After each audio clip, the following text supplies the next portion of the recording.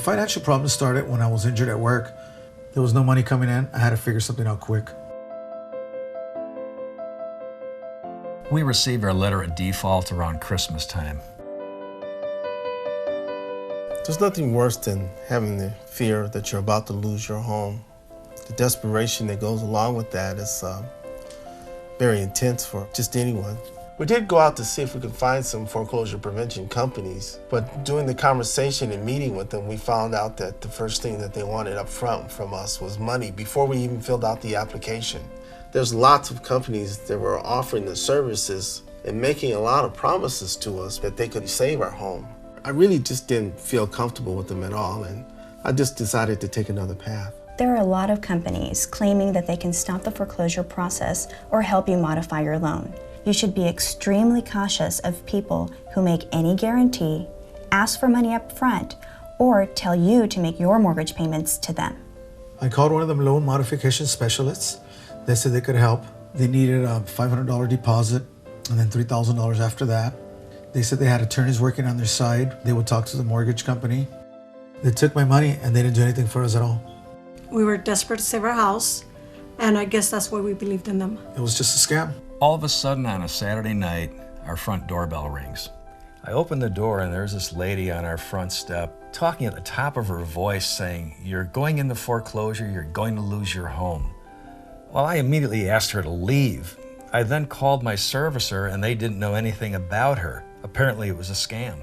Unfortunately, there are a lot of scam artists out there and look to be affiliated with the government. Their websites have official-looking logos and graphics, and their names include words like federal. Hope Now connects you with counselors that provide free foreclosure prevention assistance. When I met with the counselor that Hope Now connected me with, I was a little suspicious when I first went in there. I noticed that she didn't ask me for any money. I really felt that there was someone finally here that could help me now. I do believe that Hope Now saved my house.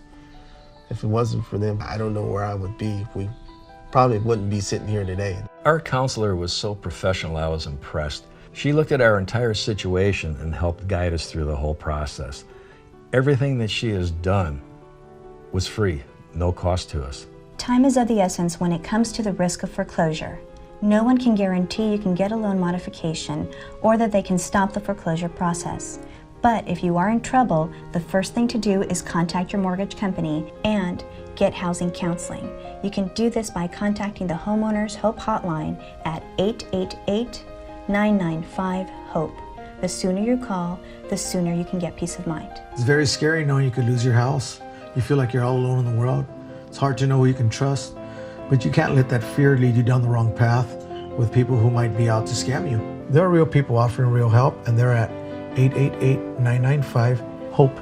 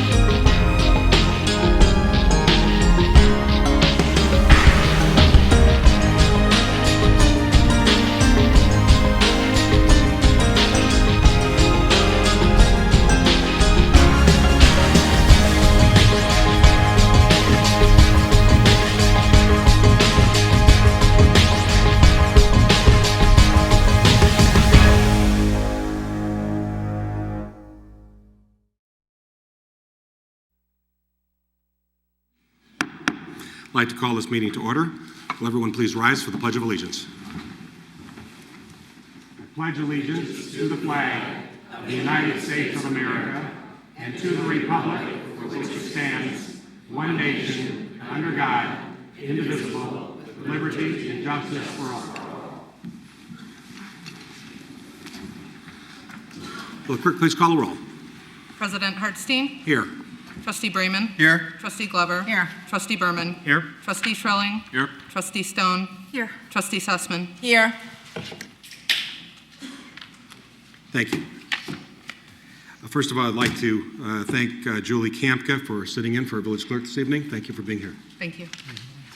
I'd like to now move on to approval of our minutes, and I'd ask for a motion to approve our minutes of our regular meeting of June 21. So made. Second. Are there any additions or corrections to the minutes? Yes. Trustee Stone. Yeah, I'm a little bit out of breath because I just had to run to my car because I left my phone there. So excuse my breathlessness.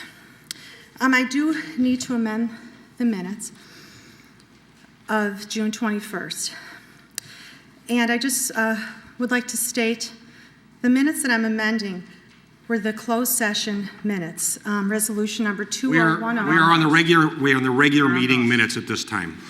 Oh, okay, the next one then. I'm sorry. Are there any additions or corrections to the minutes? Seeing none, will the clerk please call the roll? Bremen? Aye.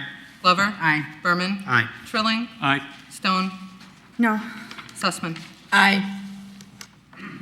Thank you. We move now to our minutes of our June 21, 2010 special village board meeting. Entertain a motion to approve. So made. Second. Any additions or corrections? Yes. Trustee Stone. President Hartstein, on my copy of the minutes, I only have, okay, I'm sorry. My correction to the minutes is resolution 2010-24 when we were approving the closed session minutes. As it is written, it says, and I think we all remember that conversation, it took 40 minutes at the last meeting, and it was regarding the Shaw Environmental Review and the Excuse me, closed you're session. referring to the regular minutes. You're referring to the regular minutes. We've already approved those. Oh, President Hartstein, so you mean you just tricked me on that one? I'm a little confused by that. Okay, look, No, President Hartstein. excuse me, there was no intention to, basically, you said you had a correction to the special meeting minutes. We were on the regular meeting minutes. In the regular meeting minutes, there was reference to the special meeting during the regular meeting, okay. but that's not it. Well, then President Hartstein. If you would like to, I will ask that someone entertain a motion to reconsider. If you have some constructive suggestions you'd like to make, critical. please make it, and we will reopen it. But right now, I'd like to finish up with the minutes of our special meeting.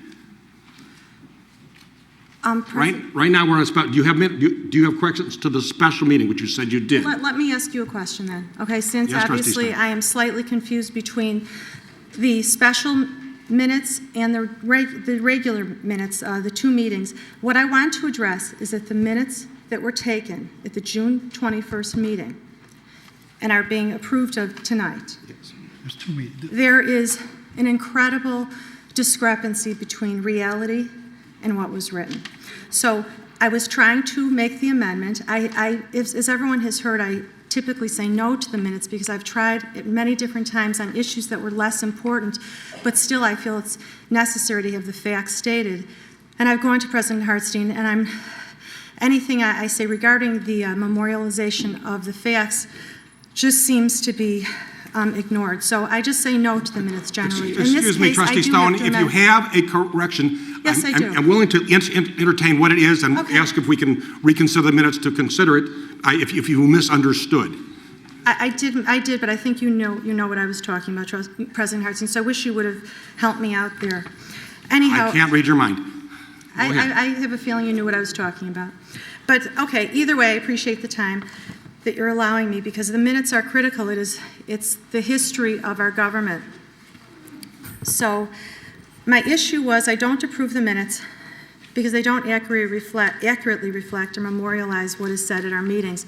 In this case, I'm going to try to amend the minutes because when I've gone to President Hartstein on other issues, he just... Excuse me, would you get to your point as opposed to attempting to make editorial comments about me and my dealings with you related to the minutes, please? Well, I wanted to just explain. I thought that was important.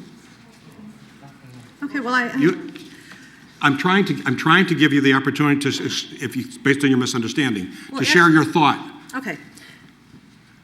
The minutes, the meeting of June 21st, we released closed session minutes on the landfill evaluation and the issue that the clerk lost the legally required tape of this meeting. The minutes that we are approving tonight, if you were to read them, and I invite everyone at home to go onto the website and look at our minutes tonight, you will not see anything that talks about the landfill or the Shaw review or that Trustee Brayman said that he didn't read the minutes, and Trustee... Excuse me. Trustee Brayman, I'll let her finish and we'll go on. We're really getting out of order here, but I'm trying to defer to your concern. Okay. Okay, first of all, Trustee Brayman, excuse me, I step back on that one. Trustee Brayman, this is from, if you go to the last meeting, you can watch this. Trustee Brayman, his recollection of the executive session meeting was virtually all the time of that meeting was spent on the Wheeling litigation, and they did not have the report from Shaw Environmental and didn't get the report for another 2 months. Furthermore, he doesn't even remember discussing the results and said there was no discussion of any results during the April 18th, 2005 executive session meeting, despite the fact that the topic was listed on the agenda as follows, quote unquote, reviewing with the board the Shaw Environmental Report on the Land and Lakes facility. Trustee Trilling, I'm getting to the other fact. Excuse me, where are you referring to and what minutes are you referring to? For the sake of, if we're going to try and address whether anybody wants to correct them or not, can you point out what you're referring to? Are you referring to the minutes, the regular meeting minutes that relates to the resolution relating to the closed session minutes? Is that the section you're relating to? Yes, I am. Okay, I just want to make sure we're all on the same page so we know what you're referring to. That's all I could have been talking about when I'm talking about the Shaw Environmental Review. It's the only time we talked about it was during that time of the meeting. It was during the resolution at the last meeting. So, yes, Resolution 2010-24. So, back to my point, we know what Trustee Brayman's position was, and Trustee Trilling offered that he stated that he understood and was also concerned about the security regarding the missing tape and that they be cataloged and kept in a secure environment. Trustee Trilling said, as far as the executive session, that they probably limited the discussion to just a status report and didn't have the study as it was not released until June, aside from the fact that the report is dated April 2005. Furthermore, he said he never looked at any of the results from Shaw and delegated that to staff to do their job and present a report to them, and that the board is not responsible for every single document and every single report, and they rely on staff to report them. Furthermore, President Hartstein made an emphatic statement that he is not releasing the minutes because the Herald demanded that he release them, which I think was important to memorialize. And he furthermore let me know the next day that he had never seen the report. But Jan Sarabian, on our minutes tonight, and regardless of what political side you're on in life, I think we would all agree that it's important that whatever takes place in a meeting be memorialized. On the minutes for that night, what is said, and I will read it so you will all understand that I am not making this up when I say that the minutes do not reflect the history of our meetings. And that's critical, and we can look back in history. Would you, we're not editorializing, specifically state what you're concerned about putting in the minutes. This is my concern. So and otherwise you're going to be cut off and out of order. Please proceed. Okay, well, this is pretty critical. I would think you would have looked over this too and been concerned about this. I mean, after all, Clerk Sarabian did lose the executive audio session tape that's required by state law, and now the minutes, she couldn't have been even objective because she didn't even report that she lost. You're out of order. You are totally out of order. You are not addressing what you said you were going to address. Yes, I am. You have 1 minute. You have what, Trustee Stone? You have 1 minute to present what correction you would like to make to the minutes, and I'll see if anybody wants to entertain it. The reason that I thought that was important to state about Clerk Sarabian is that to be the clerk, you have to be unbiased. when you're reporting the minutes. That is part of the definition of the job. You have to be objective. What you reported from that night, we all saw the meeting, was the following, and it's very brief. President Hartstein reviewed the proposed resolution, details of which are contained in the Village Board meeting agenda item overview prepared by the village clerk. Moved by Brayman, seconded by Berman, to pass Resolution 201024 relating to the release of closed session minutes. After lengthy discussion, trustees voted as follows on the motion. 6-0. Motion declared carried. President Hartstein then read the minutes of the 4/18/205 executive meeting and reviewed his recollection of what took place at the meeting. Nowhere was mentioned that we lost a legally required tape of an audio session of a landfill review. It was not mentioned, so the secrecy regarding this landfill evaluation. Trustee Stone, you're out of order. Well, at least you're out of order. I would ask that you cease and desist. You accept this. You cease and desist. You continue to hide this. You are hiding this. There is nothing. There is nothing to hide. If anybody. Oh, there isn't? Then tell me. Why don't you tell the audience that the next day I asked you if you ever saw the is this interactive? Oh, you're going to go along with the BG recall group. Trustee Stone. You're going to respond to the group. Trustee Stone, I would ask that if you can't conduct yourself, you ought to leave the meeting. Well, President Hartstein? President Hartstein? If you cannot conduct yourself properly, I would ask that you voluntarily leave the meeting. President Hartstein, I have one question for you. Can you please tell our community whether you saw the environmental evaluation of the landfill? Yes or no, President Hartstein? He didn't answer till the next day, but thank you. This has nothing to do with the minutes. I can tell you yes or no? As Trustee Stone, it is not relevant, but I'm happy to say that I did not recall seeing the preliminary report which you referenced. End of story. We're moving on. You're out of order. You all hear about it in the You're out of order, Trustee Stone. Please. We have important minutes and we have important things to take care of this evening. Did we vote on this? At this time, No. We have a motion, a second, and a second. On the special meeting minutes. These are on the special meeting minutes. Well, I want to amend those minutes, President Hartstein. They've been passed. They've been passed. We passed the regular meeting minutes. Did we vote? Did you ask to vote on it? Yes, we did. We did. We voted upon them. We voted upon them, and you voted upon them. You voted no. President Hartstein. I know upon the amendment, I made a motion to amend. That's what I'm trying to do, President.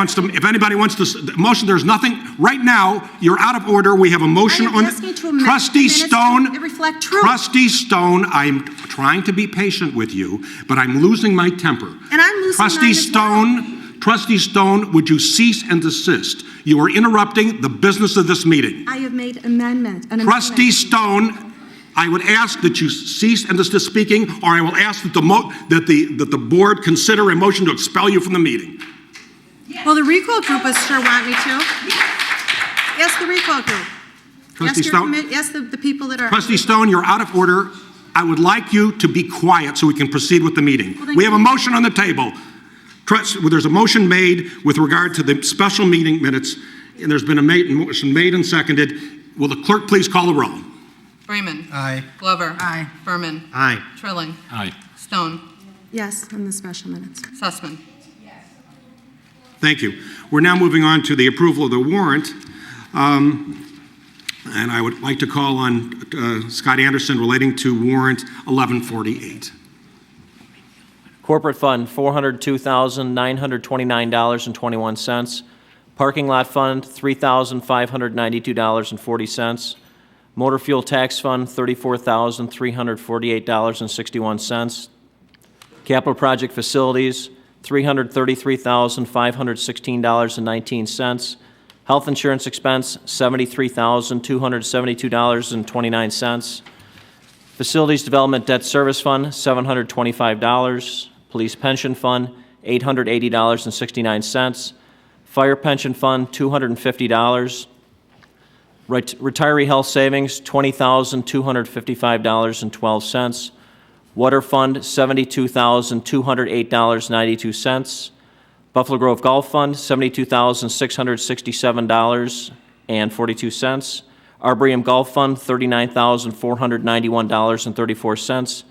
Payroll period ending June 20th, 2010, $1,064,325.02. Payroll period ending July 4th, 2010, $915,176.62. Total warrant 1148, $3,053,638.83. Thank you. I'd entertain a motion to approve a warrant 1148. So made. Second. Are there any questions relating to the warrant? If not, will the clerk please call the roll? Freeman. Aye. Glover. Aye. Berman. Aye. Trilling. Aye. Stone. Aye. Sussman. Thank you. Under Village President's Report, there are a lot of things I would like to share this evening.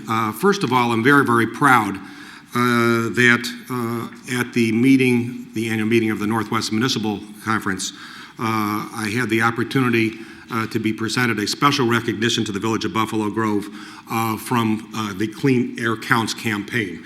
And I'm very, very proud, and I do apologize, proud to announce that the Village of Buffalo Grove has received a gold recognition from the Clean Air Counts. And I'm very, very proud of Buffalo Grove and proud of staff and everyone who has contributed to this.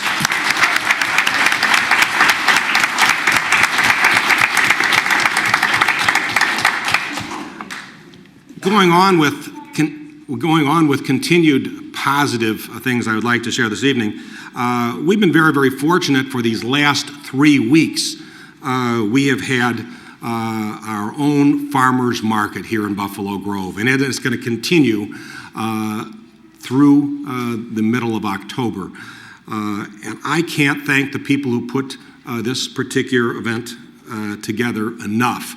The community has basically come out in full force each and every weekend for the last 3 weeks, in rain or shine, and I do mean in rain or shine, because people came. It was pouring on that first day, and there were over 600 people that were there before it started raining. It rained for about 20 minutes, and people came back in droves.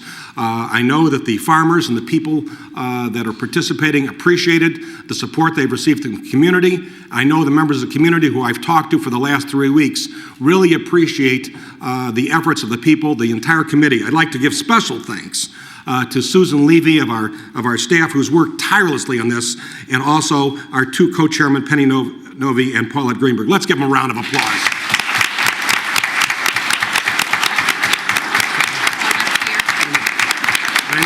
I know Paulette's here. Stand up and take a bow.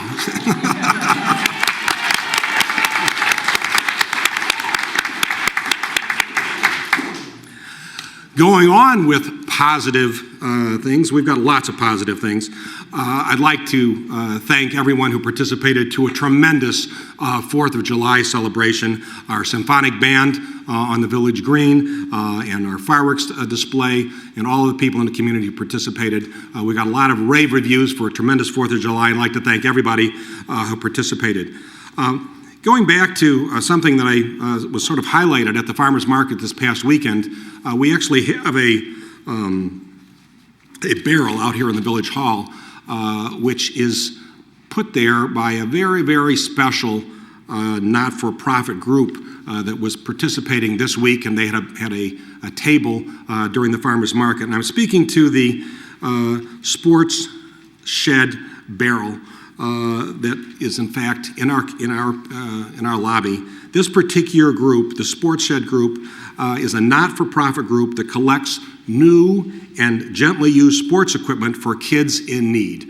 I'm sure there are thousands of us who have in our garage equipment, balls, bats, gloves, et cetera, that could be a great contribution to some kids in need who want to get involved in sports. And I think this is a great organization that is trying to make these types of facilities and this type of equipment available to those kids. And I would urge everyone at home to stop by the Village Hall, clean out your garages, look for that equipment, and drop it off here at Village Hall in the decanter, which is available out in the hall. and they'll be again at the farmers market again if you'd like to drop it off this coming Sunday. And speaking of this coming Sunday and this entire weekend, I'm sure some other people may have some things to say about it, but we're back again for our 9th annual art festival. And in honor of that, I wore from one of our earlier festivals a hand-painted tie from one of the artists which is there. And it is a tremendous event. We're going to have over 150 artists. It's one of those very, very special events where people from our own community, people from out the region come out, and we have an opportunity to meet and greet and buy and see lots of very, very special artwork. And I'd urge you all to participate this Saturday and Sunday here in the village of Buffalo Grove. Now, I move on to something that's very, very special. As you know, we recently received the advice of our retirement of our village manager, Bill Brim, who served us with distinction for a number of years. And in order to move on, we have expeditiously, and he retired effective June 30th, just a short time ago was the effective date of his retirement. During the last 90 days, we've been involved in a very, very thorough process to try and find a replacement for Bill Brim, and to make sure we're going to have someone at the helm here in Buffalo Grove who's going to provide us leadership, who's going to provide us the ability to lead our great team here in the village of Buffalo Grove. In order to do that, we were lucky to have over 104 applicants for that position. During these last 90 days, I'd like to especially thank the entire village board for all of the effort that they put into the screening process to ensure that we were able to select a very top-notch candidate for this particular job. But I also like to especially thank Heidi Voorhees of Voorhees & Associates, the consultant who worked with us in helping to screen these candidates. And now we're at a point where I'm very, very excited that we can announce that we have the culmination of that process. There was one individual who quickly emerged on everyone's short list, and we are very, very lucky to have him with us tonight. I'm speaking of Dane Bragg, the current city manager of Galesburg and former assistant in Decatur. Dane, has a wealth of experience in many areas, which will allow him to provide the strong leadership to our great staff in all of our departments. It is my honor and it is my privilege to recommend the appointment of Dane Bragg as our next village manager and recommend that we approve a contract with him this evening. And at this time, I would ask for a motion to approve Ordinance 2010-41, approving a contract with Dane Bragg as our next village manager. So made. Second. Any discussion on the motion? Trustee Brayman. No, I'm just going to make the motion. Oh, okay. Trustee Stone. I just wanted to say that Dane Bragg, Gita Newkirk and Dane Bragg were my two top choices, and I agree with everything that President Hartstein said. Very impressive, and I think you guys will make a great team. Thank you. At this time, I would ask if the clerk would call the roll. Brayman. Aye. Glover. Aye. Berman. Aye. Trilling. Aye. Stone. Aye. Sussman. Aye. And I'd like to cast an eye as well. We will do that. We're very, very lucky to have Dane with us this evening with his wife Tracy and his son Wade. They've been looking at potential homes here in Buffalo Grove all afternoon. And I'd like to say that Wade, who I met earlier this evening, is well on his way to getting acclimated to Buffalo Grove, since I already gave him his first buffalo earlier tonight. And since great minds think alike, someone else thought that I should give him a buffalo. So I'm prepared at this time to give him his second buffalo to add to his herd. Let's give a rousing welcome to gain weight.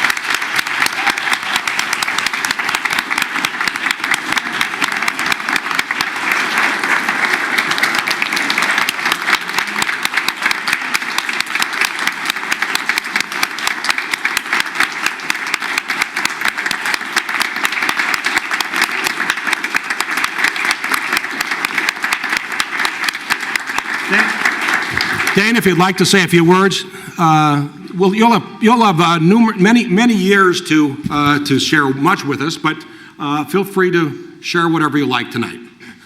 Well, thank you, President Hartstein, and thank you to the board for the opportunity not only to interview, but now the opportunity to serve you.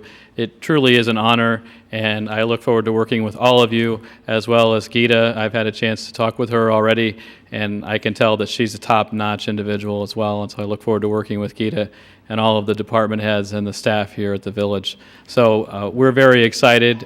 We've had a great couple of days here in Buffalo Grove. This is, I think, my 4th trip here in the last few weeks.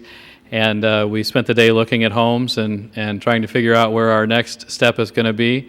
I'll be finishing up my time in Galesburg here in the next few weeks, and we look forward to getting here just as soon as we can. So I just want to thank you, and we're very excited, and I've already met many great people this evening, and I look forward to meeting many more.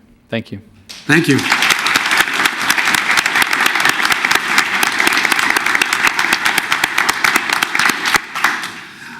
I would just mention, I know that they've been up since early this morning, and Wade's probably anxious to get home to Galesburg. I know he's probably very tired, and as is probably the entire family. So feel free to leave at any time. You're certainly welcome to stay through our entire meeting. You never know, sometimes they go till 3 in the morning. But considering the fact that you might want to get home at a reasonable time, you might want to leave before then. So feel free at any time. Welcome to the Village of Buffalo Grove, and we're anxious to have you back here on the dais whenever you're able to get back. Thank you very much.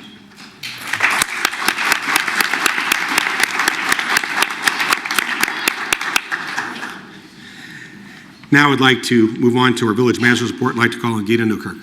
Thank you. Just 2 items to report this evening. One, the rescheduled regular meetings for the month of August will take place on August 9th and August 30th. Those agendas will be published to the Village's website the week before the meeting. The second item to report is just to advise the community of the plans that are underway for our 9th annual Buffalo Grove Invitational Fine Art Festival that President Hartstein mentioned a few moments ago. There's a recap as well as a great amount of details which are featured on the Village's website at vbg.org. But if I could, I'd just like to give a couple of highlights. One, the Arts Commission, which I'll ask them all to stand up momentarily, has been working very, very hard on the coordination of this festival. We are very excited to coordinate this event in the community. It's going to be held Saturday and Sunday, July 17th and 18th at the Buffalo Grove Town Center. We have 153 professional fine artists which are coming from around the nation to showcase and sell their artwork to the Buffalo Grove area. Similar to previous years, we are encouraging people to drive. There's ample parking in the Buffalo Grove Town Center. We're also encouraging people to walk or bike or roll to the festival. We will have a bike rack located behind India House, which is towards the middle of the shopping center. On Friday evening, an ensemble of the Buffalo Grove Symphonic Band, which is the jazz ensemble, is going to be performing at the Rotary Village Green. We worked with the Buffalo Grove Rotary Club to reschedule their regular Thursday night concert to Friday night. So it's a great opportunity for the community to come out and meet the artists. So after they set up, they'll be able to enjoy a picnic and the music celebration at the Rotary Village Green, which will start at 7 p.m. We have a great amount of entertainment, which is going to be at the festival all weekend. And again, those hours are 10 to 5 on Saturday and Sunday. Congregation Betham is going to be featured this year. Their Betham Simca Band is going to be performing Sunday on the main stage from 1 to 2 p.m. The Arts Commission has been coordinating again with the Limelight Cafe program, so we will have a performance by the Lee family Saturday from 10 to 11, again on the main stage. Backed by popular demand, we coordinated with all the schools, and we have 11 youth artists which are going to be showcasing and selling their own handmade artwork. This is a great opportunity for these youth to serve as artists all weekend. They get to price their art, they get to showcase it and sell it to the community, so please visit them. And then a new program, the Village's Commission for Residents with Disability is coordinating a program this year called Unique Expressions, and this is a program which will feature artists with disabilities. And we have 7 artists that are going to be showcasing and selling their work at the festival, and they'll be located towards the south end. The Family Art Tent, which the Arts Commission is spearheading, has a number of free events for the entire family. One, we have birdhouse painting, miniature birdhouses that individuals can paint and take with them. You can make your own necklace and then eat it because it's made out of candy. So join us for that. And then we also have a Buffalo Grove youth, Jason Gioli, who's going to be doing balloon art that people will be able to enjoy. This festival is a great opportunity for us to work with businesses, to work with residents. The Arts Commission works very, very hard to coordinate the festival. We have a great amount of support from our business community, and I do want to recognize a couple of sponsors who have really helped us to make this program worthwhile and to keep costs down. One, we have Sanders Court Pediatrics, and we have Dr. Richard Purvis, who is with us this evening. Dr. Purvis, if you could please stand and be recognized.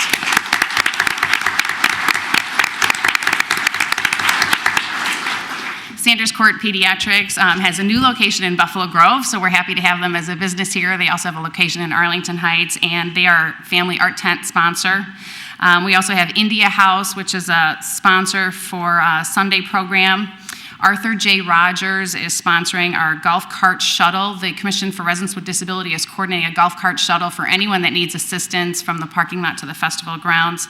And then Sam's Club and Dominic's. So if you happen to see these businesses or go into them, please thank them for their sponsorship of this great community program.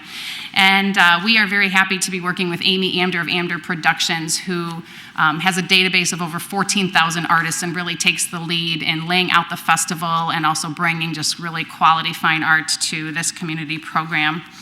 And at this time, I would like to recognize Carol Berman is our Deputy Building Commissioner for Administration. She also serves as the staff liaison to the Arts Commission, so I do want to thank her for all her hard work on this program. Carol, if you could stand, please.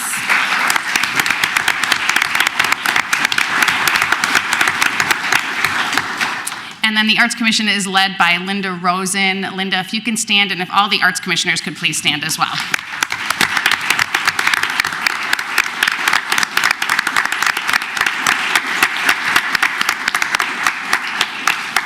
These ladies and gentlemen will be at the festival all weekend long. We'll all be wearing red shirts, and so anyone that has a question or needs assistance can find one of the red shirts. In total, we have about 70 volunteers who are helping to make this festival a great success. So thank you, and we're happy to answer any questions you may have. Thank you. I'd just like, on behalf of the community, like to especially thank the entire Arts Commission for all the hard work that you've put into making this particular event such an integral part of our community, and also all of the volunteers who've come out in the past and are coming out again this year. I can tell you from speaking to the artists, and I do enjoy speaking to the artists each and every year. I make a point of talking to each and every one of them to try and find out where they're from and what they're doing, and hearing what they think about our festival. And one of the things which just is basically resounding each and every year is they say there is no community. There is no community, and these people go to hundreds of communities throughout the United States. There is no community that extends the hospitality that they get here in the village of Buffalo Grove, and that's why they love coming back to Buffalo Grove. And we owe it to our Arts Commission and our volunteers for creating that atmosphere, which makes this a special place for artists, and why we can be proud to host our 9th annual festival. So I thank you all again on behalf of the community. Anything further, Gina? No. At this time, I would ask if there are any questions or comments from members of the audience on non-agenda items at this time. Seeing none, we will move on to an item of special business. This is, once again, ties into our Arts Commission. and a very special program which they coordinated calling Bloomin' Buffalo Grove, and some money they raised for a very, very special purpose. And I would like to call at this time upon our Arts Commission Chair, Linda Rosen, and Commissioner Sandy Greenberg to make a presentation to Buddy Baseball. And we have some representatives from Buddy Baseball here this evening, Alan Katz and Alan Dannenberg. And I turn it over to Linda. Blooming Buffalo Grove is a wonderful program that took place right here, and we had over 50 or 60 birdhouses. The program was chaired by Sandy Greenberg and Fran Sachs, and she had a wonderful volunteer crew from the Arts Commission. They were painted birdhouses by many of the community residents and some artists, and we decided we were going to go ahead and partner with a most worthwhile charity. Not charity, but we wanted to give money to Buddy Baseball because they are an incredible organization of an arm of the BGRA. And I had the opportunity to go to their dinner on Thursday night, and the amount of generosity and warmth and love in that community. We are so proud to be part of this event and have the arts and athletics be together. We are going to be donating this check to Buddy Baseball, and we want to thank both Alan Katz and Alan Dannenberg. This money is going to be going for scholarships for students who need a little bit of assistance. On behalf of the Arts Commission, we are delighted to be able to do this for Buddy Baseball, and we hope for a long and wonderful future together. Thank you so much.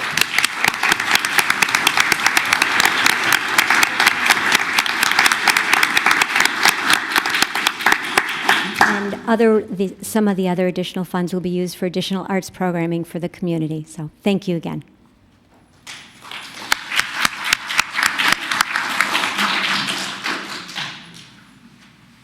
Thank you. At this time, we move, excuse me? Do we have I'm sorry, Trustee Glover. I think this was such a wonderful program. Many of you saw the birdhouses sitting in front of us for many weeks, many meetings before the actual event. I'm hoping that the Arts Commission will come up with something like this again next year. I think our residents enjoyed it. I know that I certainly did. I bought 3 birdhouses, 1 for my granddaughter and 2 for me. So anyway, I just think it was a wonderful event, and I hope that we can have something like this again next year. It'll be great. Thank you. Thank you, and I especially want to thank our fire chief, who's leaving in the back of the room, because he also was a creator of one of my favorite birdhouses. It had a siren that I could push up here in the dais, and it was really very, very special. At this time, we move on to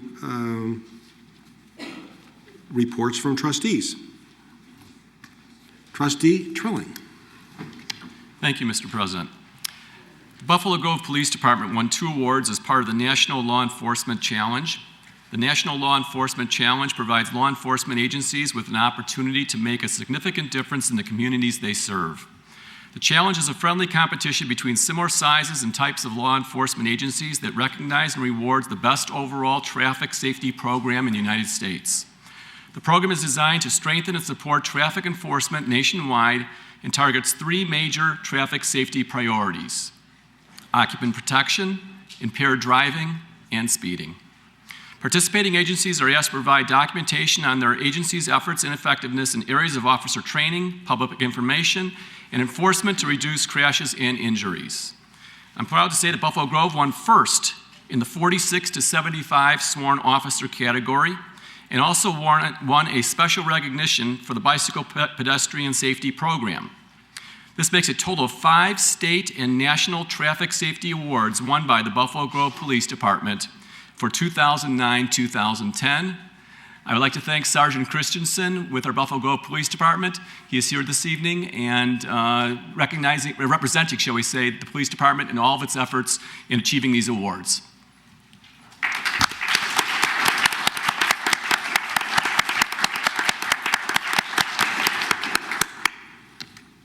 Anything further, Steve? No, thank you. Trustee Sussman. Arlington Park is celebrating Buffalo Grove Community Appreciation Day on Saturday, July 31st, 2010, Free tickets are available to Buffalo Grove residents, 2 free tickets per household.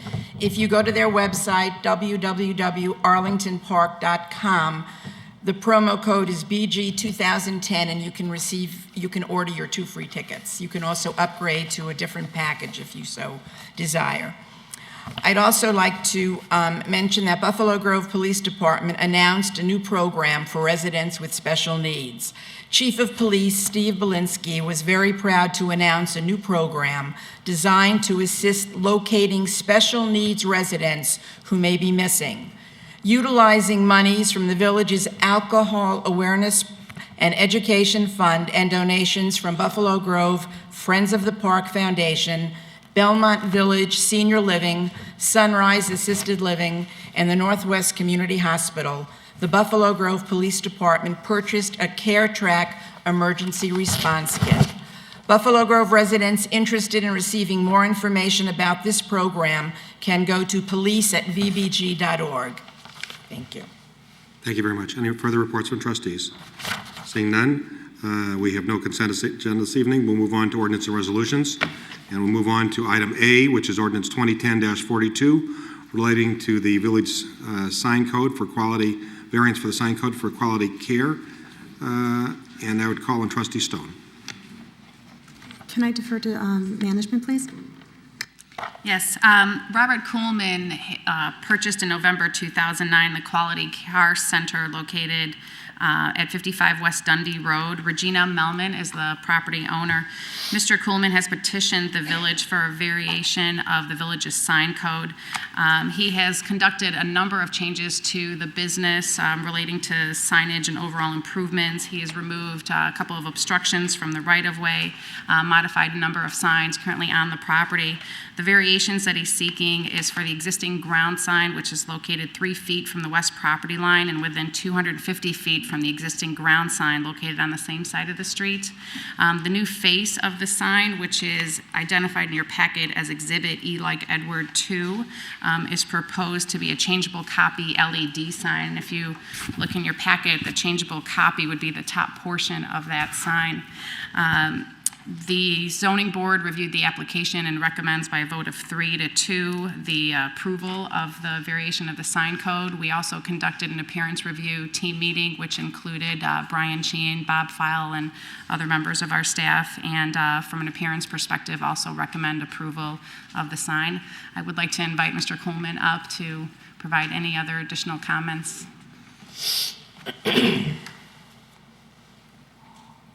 Good evening. My name is Regina Melman. I'm the owner of the 55 West Dundee, Buffalo Grove. I was actually the one who, with Bob, applying for the variance on the property. And our goal was not to change the sign to just the name. Our goal was to change the variance to the index of the property, which we have at the present time.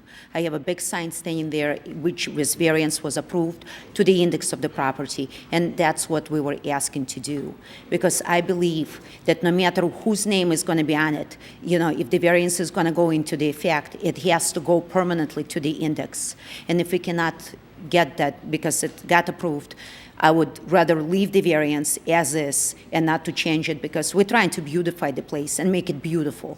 And make it beautiful not just to us, make it beautiful to the community. And the sign is going to be beautiful. It will attract business. And we just, you know, Bob and me, we're just trying to stay in business and succeed. And that's the reason why we're here, and that's the reason why we're respectfully asking for the board, please take it into consideration. It's not about Regina Melman. It's not about Bob Coleman. It's about the property itself. Thank you. I'd just like to clarify that, and I can have a village attorney clarify that as well.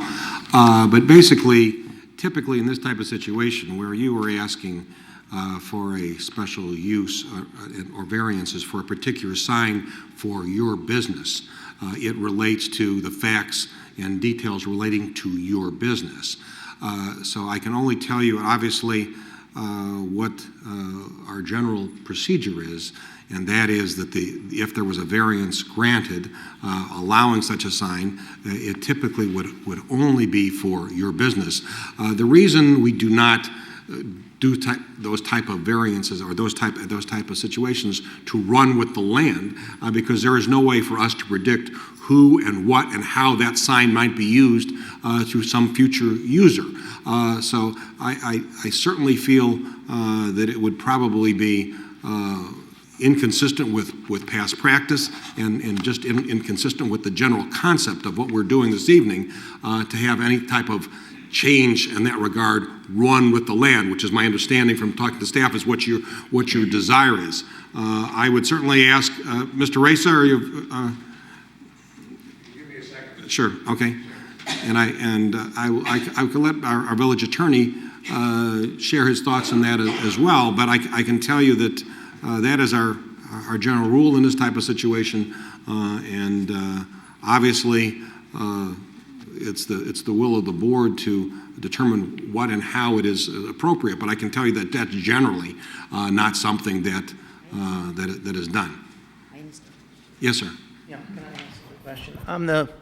My name is Bob Coleman. I'm the business owner. Regina Mellman owns the property that the business sits on.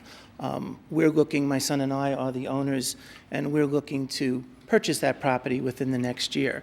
I think what the concern is, the major concern is that if we get the sign changed with the variance that was approved by the zoning board, is there any way that changes, that the village can come back a year from now and say, we want that sign smaller, we want that sign to do this?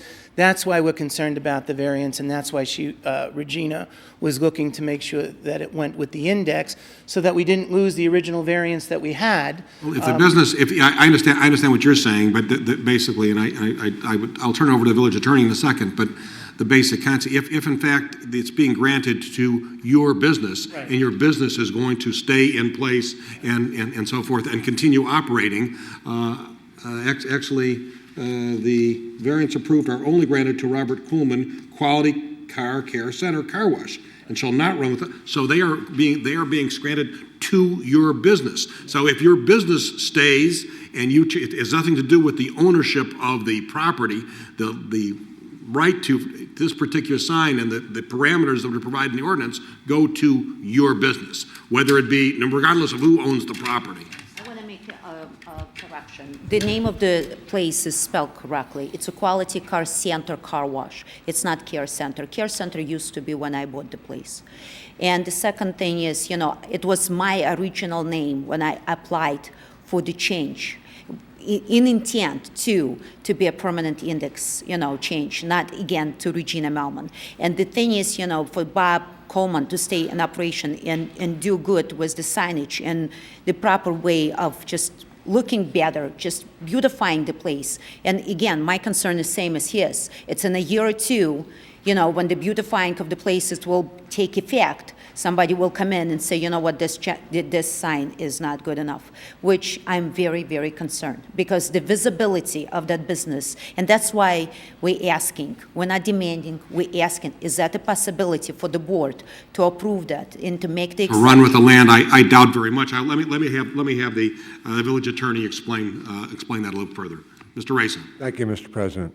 The current draft that's before the board of the ordinance approving a variation is dated in the upper left-hand corner, July 8th, 2010. The petition for variation was a written petition signed by Regina Mellman at the Zoning Board of Appeals. Mr. Coleman joined in that petition, so I treated it as a joint petition for variation, both by the owner and the lessee of the property and upon which the business sits. The variation I treated and suggested to staff and the Zoning Board of Appeals that it equate to the sign that was just approved by the village board, which is the banner plumbing sign, which was also a changeable copy sign. The testimony before the Zoning Board of Appeals was made by Mr. Coleman. Mr. Coleman set forth the facts of which he believed that the hardship was proven, that there are 4 requirements that were presented, 4 requirements for a hardship for a variation to the sign. Mr. Coleman presented those on behalf of the business on the property and as lessee of the property, not as owner of the property. The Zoning Board of Appeals made a positive recommendation to this village board. Staff is recommending that the recommendation of the Zoning Board of Appeals also include the same parameters as the banner plumbing sign. And I equate it to the banner plumbing sign in one other area, and that is the banner plumbing sign was petitioned by the lessee, who was not the owner of the property. Banner plumbing sign does not run with the land. The banner plumbing sign, like the current sign before the board, the testimony was from the lessee, not from the owner. The hardship was proved by the lessee. The sign was approved, was recommended for approval by the Zoning Board of Appeals because of that testimony. Therefore, in my estimation, the sign should run with the individual who proved the hardship that was necessary in order to grant the variation. Thank you. So basically, that's the opinion of a village attorney. This is not something, and based upon the draft of the ordinance, is not something that would run with the land. It runs to the business. And that is the normal way, correct? That is correct. The businesses in the town, it runs whatever what that business To that particular business. That is generally the way a signage identifying a particular business is handled. Well, so far, the signage which we have right now, and the sign size, I have a permanent index of the property as the size of the sign. It was never, the meetings were rescheduled 3 times. And from my understanding, when I discussed it with a representative from the village, it was not necessary for me to be present as long as one of the representation is going to be here.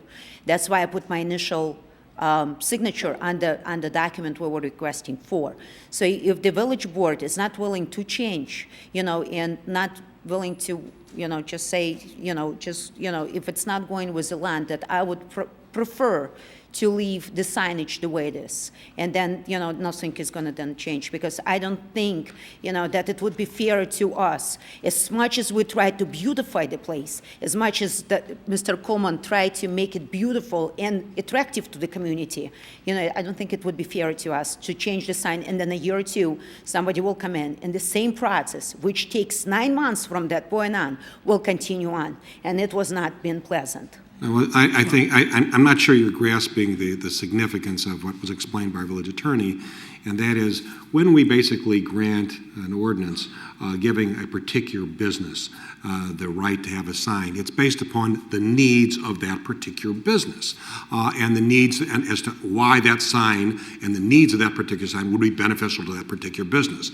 Not knowing what business might be there 10 years from now or whatever, some other business, there's not a basis for us to speculate as to what would or would not be appropriate in the future for some other business. Therefore, that is the reason the signage is tied to the business, because we don't know how or why or for what purpose or what might be displayed on that particular sign. So that is the reason that we have the approach that we have.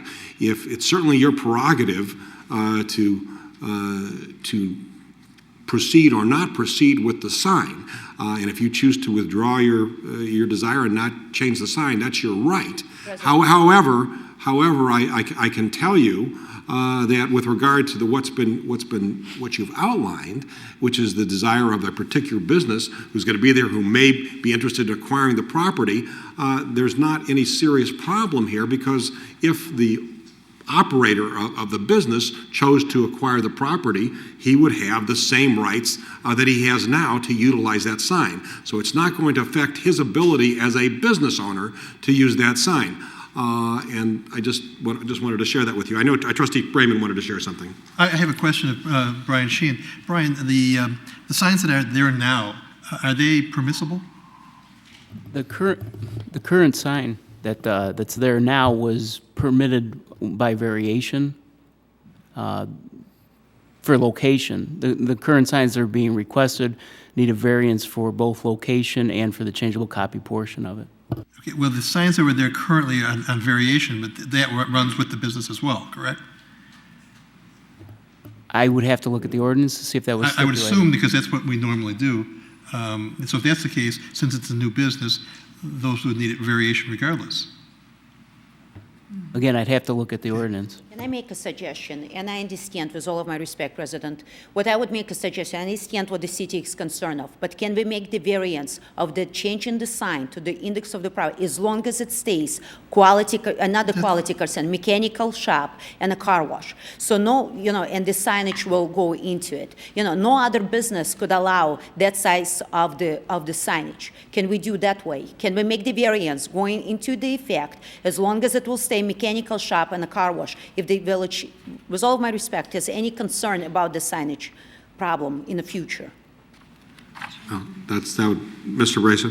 My recommendation would be no, Mr. President, because as I said before, the burden of proof is upon the petitioner or co-petitioner in this case to prove hardship. I don't know what a future lessee or of that property or a future entity running that business would need as far as proving up or whether that future individual or entity could prove up hardship. That's the whole reason for hardship that Mr. Coleman presented to the Zoning Board of Appeals. So I would recommend against that type of notion, Mr. President. Trustee Brayman, did you have something further? No, I'm sorry. Trustee Stone. I think her suggestion is valid. If they want to put up a sign and they're allowed it because of hardship, but if they end up selling the business to somebody else that's going to stay in the same business, such as a car wash or whatever the mechanics, I don't understand why we would say no, because that person then in the future that would buy the property would have to prove hardship again. I mean, if they're spending money on the sign and then in 3 years they move to another city or whatever and they need to sell their business, then that new owner has to be in a position of hardship to keep the sign, or they've got to take the sign down. It just doesn't make any sense, actually, and I don't understand that. Why, Attorney Raisa, why? We did the same thing in regards to banner sign, and that's what I equate it to, is that anybody who moves into the premises, either at banner sign or quality care here, would have to prove up hardship to keep that sign. Okay, well, I have seen where we do make exceptions with signs. Each case comes with independent circumstances. If they're wanting to spend money on a sign to bring in more business, that we're accepting the variance of the type of sign, I can't see where we would be objecting to another owner having that sign. And if it's based upon past precedent, well, there are times that there's many times that we have variances that we have approved. So I don't understand why we would not approve that. I really don't. I think that makes it hard for a retailer or a business person in our community to want to do something to better their business, when if they sell it, the sign has to come down. Who's going to buy her business if the nice sign has to come down? And that's exactly, and I wanted to mention too, I was here when the plumbing company was applying for the signage. See, the thing is, they have completely different business of operation. It's not a mechanical shop and it's not a car wash. They're not based on the visibility. They base on the internet. They base on phone calls. We base on the visibility. We base on people, that's how we attract business here. I put 5 years of my blood into that business, and that business is going to stay there a long time. But in order for us, and I know exactly, what is happening right here, in order to us to succeed and make that veteran from the Iraq to succeed there, we need to have visibility, which 9 months we're going through hell to get it. 9 months. And I made that place beautiful. And he's making that place beautiful. Trustee Glover. Thank you. I think for some clarification, the sign runs with the business, the new sign. The new owner can, if you would sell the business, okay, if you would sell the business, the new owner could come and ask for a variance to have that sign. And then it would be up to the Zoning Board of Appeals to recommend or not, and then for the village board to say yes or no. But so it's not We're not penalizing anybody down the road. We're just simply saying the next person who buys the business, and we're hoping you're there for a very long time, would come forward and petition for the variance. And then it's up to the village board to say yay or nay. I understand that very much as a leasee who hopefully within this year will buy the property. Looking at where the owner of the property is coming from, if I was to invest $20,000 in a sign and I'm there 3 years and I leave, she still owns the property, she's looking for a new tenant. Now, I hope that doesn't happen, but there's that possibility. Now, they have a sign that is very expensive to replace. So they could come to the board, okay, and ask for a variance, go to the zoning board, ask for a variance, and be denied, and then the $20,000 sign is destroyed because the new board, or whoever the zoning committee is, decides that they don't like that sign. Well, but the other side of that coin is, just to let you know, we could have some business come in that we don't necessarily. Oh, you could have a sign that says we could have a new car. We could have a new car wash and new mechanical shop come in and want to advertise on that sign. I know that's not going to happen, but at the same time, that's why the signs only run with the business and not with the land. I understand. I'm just explaining what her concern is as the landowner. The problem is that the board requested, and one of the ordinance is to, and that's what it was told a long time ago.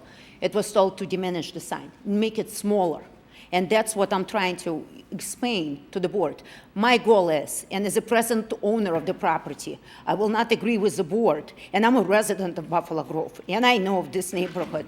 I believe that we're all about working with the people and for the people.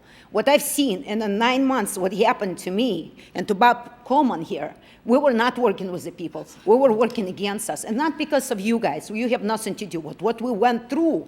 And I wanted just to tell you, that sign will not come out. So instead of making a beautiful, wonderful sign, which he's trying to put $20,000 in it, it's going to be the same sign, which I put 5 years ago, and I paid $7,000 for it, and went through the same situation, and we got approval because people were working with us. They wanted that business to succeed, and you drive through it many, many times. You've seen it, the work we've done, and what we've done with the property. It's a beautiful place when I came into it. My goal is, it's not because of anybody else, but in the meanwhile, I am the owner of the property, and I feel that it's very unfair what this board is doing to us right now. You want the temporary variance on a property, not the permanent, and that's why the board is asking to just come in with the business. And Bob is fine, he's right. Let's say in 3 years, 4 years, Bob decided to move and go someplace else. I will be the one who's going to be dealing with the same nasty stuff I went for the last 9 months and going and fight it for it. Let me just interject something here. Let me just ask this, and ask this to village attorney, and something thinking this through. I understand your point, and I understand your desire to be able to have flexibility. But obviously, this is tied to this particular business. However, I do understand and appreciate the fact that you could have a situation much like a situation where we have a restaurant, and a restaurant side has a sign outside, and basically the shell of that it's a restaurant, and it's going to stay a restaurant, but the restaurant chooses to sell, and maybe the name changes, but it otherwise is utilized for the same type of business. In terms of the concept, Mr. Rice, is that not something that we could legitimately consider in terms of tying tying a sign to that could only be used for this particular type of business? That if in fact there was a change in the nature of the business, that they would not be able to use the sign. But obviously they would still have to get specific approval. It would be like a minor change, changing the copy on a particular sign. Is that not something that would be feasible? I mean, if you think about it, excuse me. Let me hear from the village attorney, and then we'll. When we approve a variation, when the village board approves a variation for a sign, one of the attached to the sign ordinance is an exhibit which depicts what the sign, the size of the sign, and also the advertising on the sign. When there's a change of copy to that exhibit, the new owner lessee has to come back to the Zoning Board of Appeals for that change of copy. Well, what I'm suggesting that if the only change was the name of the name of the business, that it still remained a car wash, it still remained the same type of business, is that not something that would be feasible? And let me get the village attorney and let maybe some other people on the board want to share their thoughts. The board has the right to put the condition, that type of condition within the ordinance, Mr. President. So we would have the authority to do that and limit it to basically say that that sign could remain in place as long as the nature of the business remained the same, with the only change in the future being allowed being the name of the operator. We could limit that in that way. Thank you. Trustee Trustee Sussman. I was going to say, in the ordinance that we have before us, why can't we word it the way we want it worded so that that sign can remain, and we cover ourselves by wording it and just putting in what we want it to contain? How, for the business that we want to get it after that, or if Mr. Coleman said he plans on buying this land, perhaps it would go directly to Mr. Coleman and he wouldn't have to come back to have any variance done on a sign. It should be there in this ordinance. And I'm sorry. I'm sorry. What I just wanted to say is it's been, through the last 20, 25 years, a car wash and a mechanic shop the entire time. And to make it something else, you would literally have to tear the building down and start all over again. So it's not that any other business could really come in there and change it to a restaurant without totally having to do more than just that variance, but total business, building changes. I understand. Trustee Stone. I think if we can do that, Attorney Ray, so just obviously keeping the limitations that it remains the same type of business, so the rhetoric would be similar to whatever the specials are. I can understand that we wouldn't want it to be some sort of other business that we wouldn't want lit up in lights, but they're going to stay consistent, and we can write that into the ordinance, and it would make it very difficult for them if we didn't allow this. It doesn't have to be attached to the name. It has to attach with the type of business. Of the variance, which with the type of business which is there. Because attaching to the name is going to create another confusion among the board members and the other people. And that's why I think the name, it has no necessity to it. I think the main portion is, this is quality car center car wash. It's a car wash and a mechanical shop. And the variance has to come to the car wash and mechanical shop. And if, let's say, somebody buys the property, it becomes something else, that's done completely different story. Right. I mean, whether because it was approved before. It was approved before the board. For the same kind, I did not change a bit. I follow everything, anytime Village of Buffalo Grove wanted me to do. That's what I follow. Not a deviation to the right or to the left. And that's what I'm asking today as well. We just want to survive there. That's it. Trustee Brayman. Thank you. Mr. Reza, have we in the past modified the variations so they do go to land on signs? Not recently. I don't remember any in the last 15 or 20 years. No. I'm concerned that we're going to create a precedent now that it's going to be a real problem. I have to take umbrage to some of your comments. You said it's been a terrible thing that's happened over the last 9 months. I was at several of those ZBA meetings, and I didn't see it being very difficult. In fact, I thought the ZBA was actually trying to help you in working out some kind of plan for your signs and gave you every opportunity over the last several months to do that rather than just turn it down the first time, which they could have if they wanted to. But they worked with you, as staff worked with you with the art team, to try to get something that would be plausible for you and good for the village too. So when you say it's time and time again, it's terrible things that happen over 9 months, we haven't been working with them, I don't think that's necessarily true. Well, I can address that because I've been to all of the meetings. I think one of the biggest things naturally is red tape. 9 months to get something like this through. Well, that's because, if I'm not mistaken, this was continued on your motion and sometimes on the suggestion of the ZBA to be continued so that we would have a good plan. No, and I agree with you, Mr. Bremen. I'm sorry, I can hardly see from over there. Yes, part of that is true, but the other part of that is still red tape. The other part of that, very honestly, is, and I'm not going to mention names and I'm not going to drag it up, but many people on that zoning board were quite hostile to me from the first meeting all the way through. And it wasn't something that I just thought, or just me. I had several other people with me during these meetings. So I felt that I was truly being attacked many times. And I remember you at one meeting, but I don't remember you at the others. And you and I even talked after the meeting because you said, we can work this out. Well, I suggested you go to Gita and try to work out something. I did everything and anything. I mean, I was told, Brian and I have worked very closely together. And I removed all the signs that were against the zoning, which I didn't even know were there.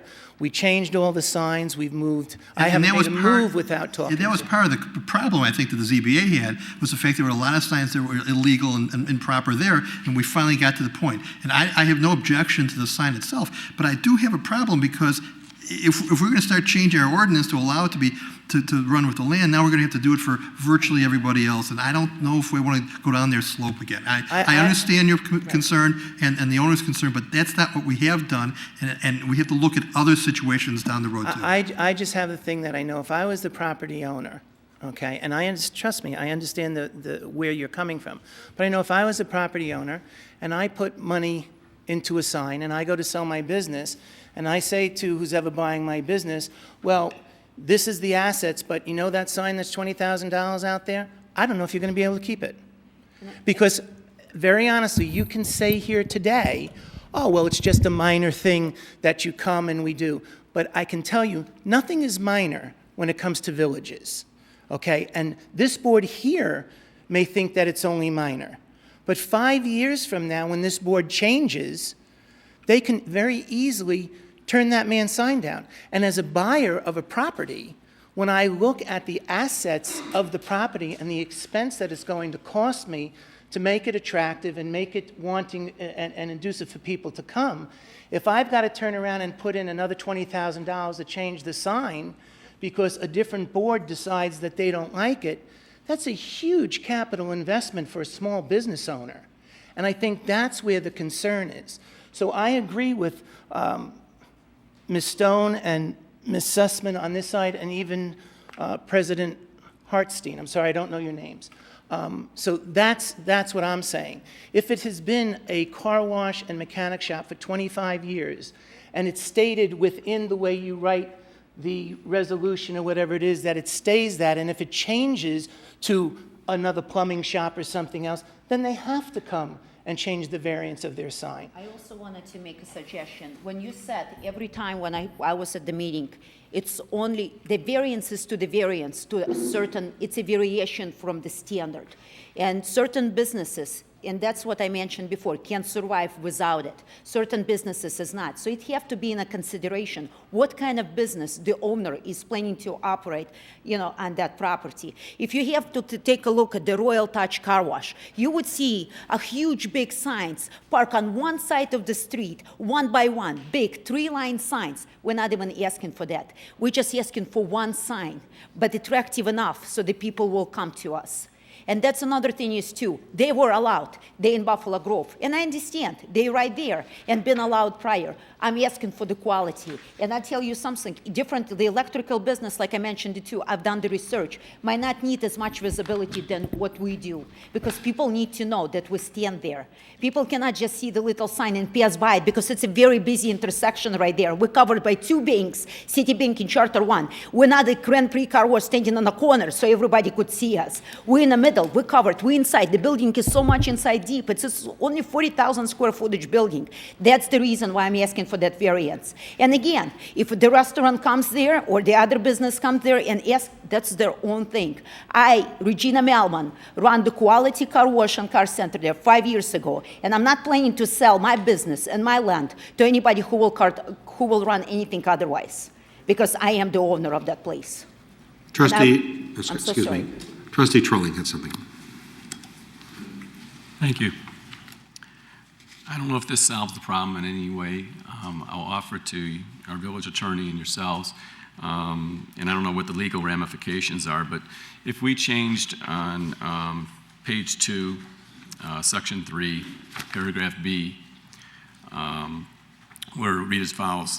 The variations approved herein are only granted to Robert Kuhlman, comma, Regina Melman, comma, or its assigns for operating as a car repair car wash center and shall not run with the land. Now, tell me the legal ramifications of that in the verbiage, but my idea behind it is that it doesn't necessarily run with the land, but what it does is it runs with the idea that it's an operator. So that an operator who either Regina would assign it to, or Robert, who he would assign it to, they would still have to operate as a car repair, car wash center, but it doesn't necessarily run with the land. What is the legal ramifications of that? I understand what you're doing, Charlie. I think it's along a path that the village board could proceed along. We could proceed, and that would be acceptable to you. The thing is, he does not run with the quality car center car wash. The next person could come and name No, it. I know, and I'm not saying that. I'm saying that it's a car center yes. and the car wash facility, and it will run with it. It doesn't have to be with the land, but the variance comes with that variance of the car wash and the mechanical. I have no problem. Does that make sense to you, what I just said? That's exactly, yes. That's acceptable to you? And that's what Ms. Stone was, I think. That's acceptable to you? Absolutely. Okay. I think it's a very good suggestion. It was basically the concept I was talking about, is basically going with that type of business. You just came up with the verbiage that tied it in, I think, very well. And for the purposes of continuing this discussion relative to an actual ordinance, I'd like to make a motion for an ordinance so that we can continue a discussion on a specific one. Can I just make one suggestion? Yes. With no expiration to it. No, because I know you put the that. variance sometimes in a short way of expiration. No expiration date to it. No. It's only will come with a car wash, and yes. Thank you. To continue the discussion, I'd like to make a motion for ordinance number. Excuse me for interrupting. Yes. Do we want to do this tonight? Do you want? The reason I'm bringing Mr. it Race, up do you is need time to review the language? Well, we also have to take a look at Exhibit C. Exhibit C puts other restrictions that the sign shall only be used. I don't know. Did the petitioner look at Exhibit C in any way? Yeah. Okay. And you're okay with Exhibit C? That they said, turn the lights off at 11 o'clock. We're only there till 6 o'clock. Not a problem. It's red copy. It can't. And the copy 30 can't seconds. change any more than- That's I have not no a problem with problem. any of that. That's not a In problem. addition, though, there's item 6. Excuse me, I'm sorry. Item 6 in Exhibit C. that we You're okay have. with item 6? And if you'd like, I'll read it to you. I'm sorry? Item 6 reads as follows. The sign shall not be used to advertise any product or service other than the products and services provided at the property by the Quality Car Center. Now, if you would like, it might be advantageous to change the verbiage from Quality Car Center to some generic, name. Okay, and then events and notices to promote a civic event or a federal holiday may be posted with the advance approval of the Village of Buffalo Grove. Thank you. Okay. The name is Quality Car Center. The name is not right. Quality Car Center. Quality Car Center / car wash. Yes. Okay. Do we want to change, Mr. Reza, the verbiage from the Quality Car Center to that generic use, meaning a car repairs / car wash center? Okay. So, I'm sorry, Julie, what is the next ordinance number? Ordinance number 42. 42. For the purpose of discussion, I'd like to move ordinance number 2010-42, granting variations to the village sign code for the Quality Care Center, excuse me, yes, I'm correct, Quality Car Care Center, as proposed in the exhibits that are contained herein, with a couple qualifications. One, that we change the verbiage on page 2, section 3, paragraph B, to read as follows. The variations approved herein are only granted to Robert Coleman, comma, Regina Melman, comma, or its assigns for operating as a car repair / car wash center, and shall not run with the land. Second, on Exhibit C, sentence 6 shall read as follows. The first sentence shall be changed to read, the sign shall not be used to advertise any product or service other than the products and services provided at the property by the car repair / car wash center.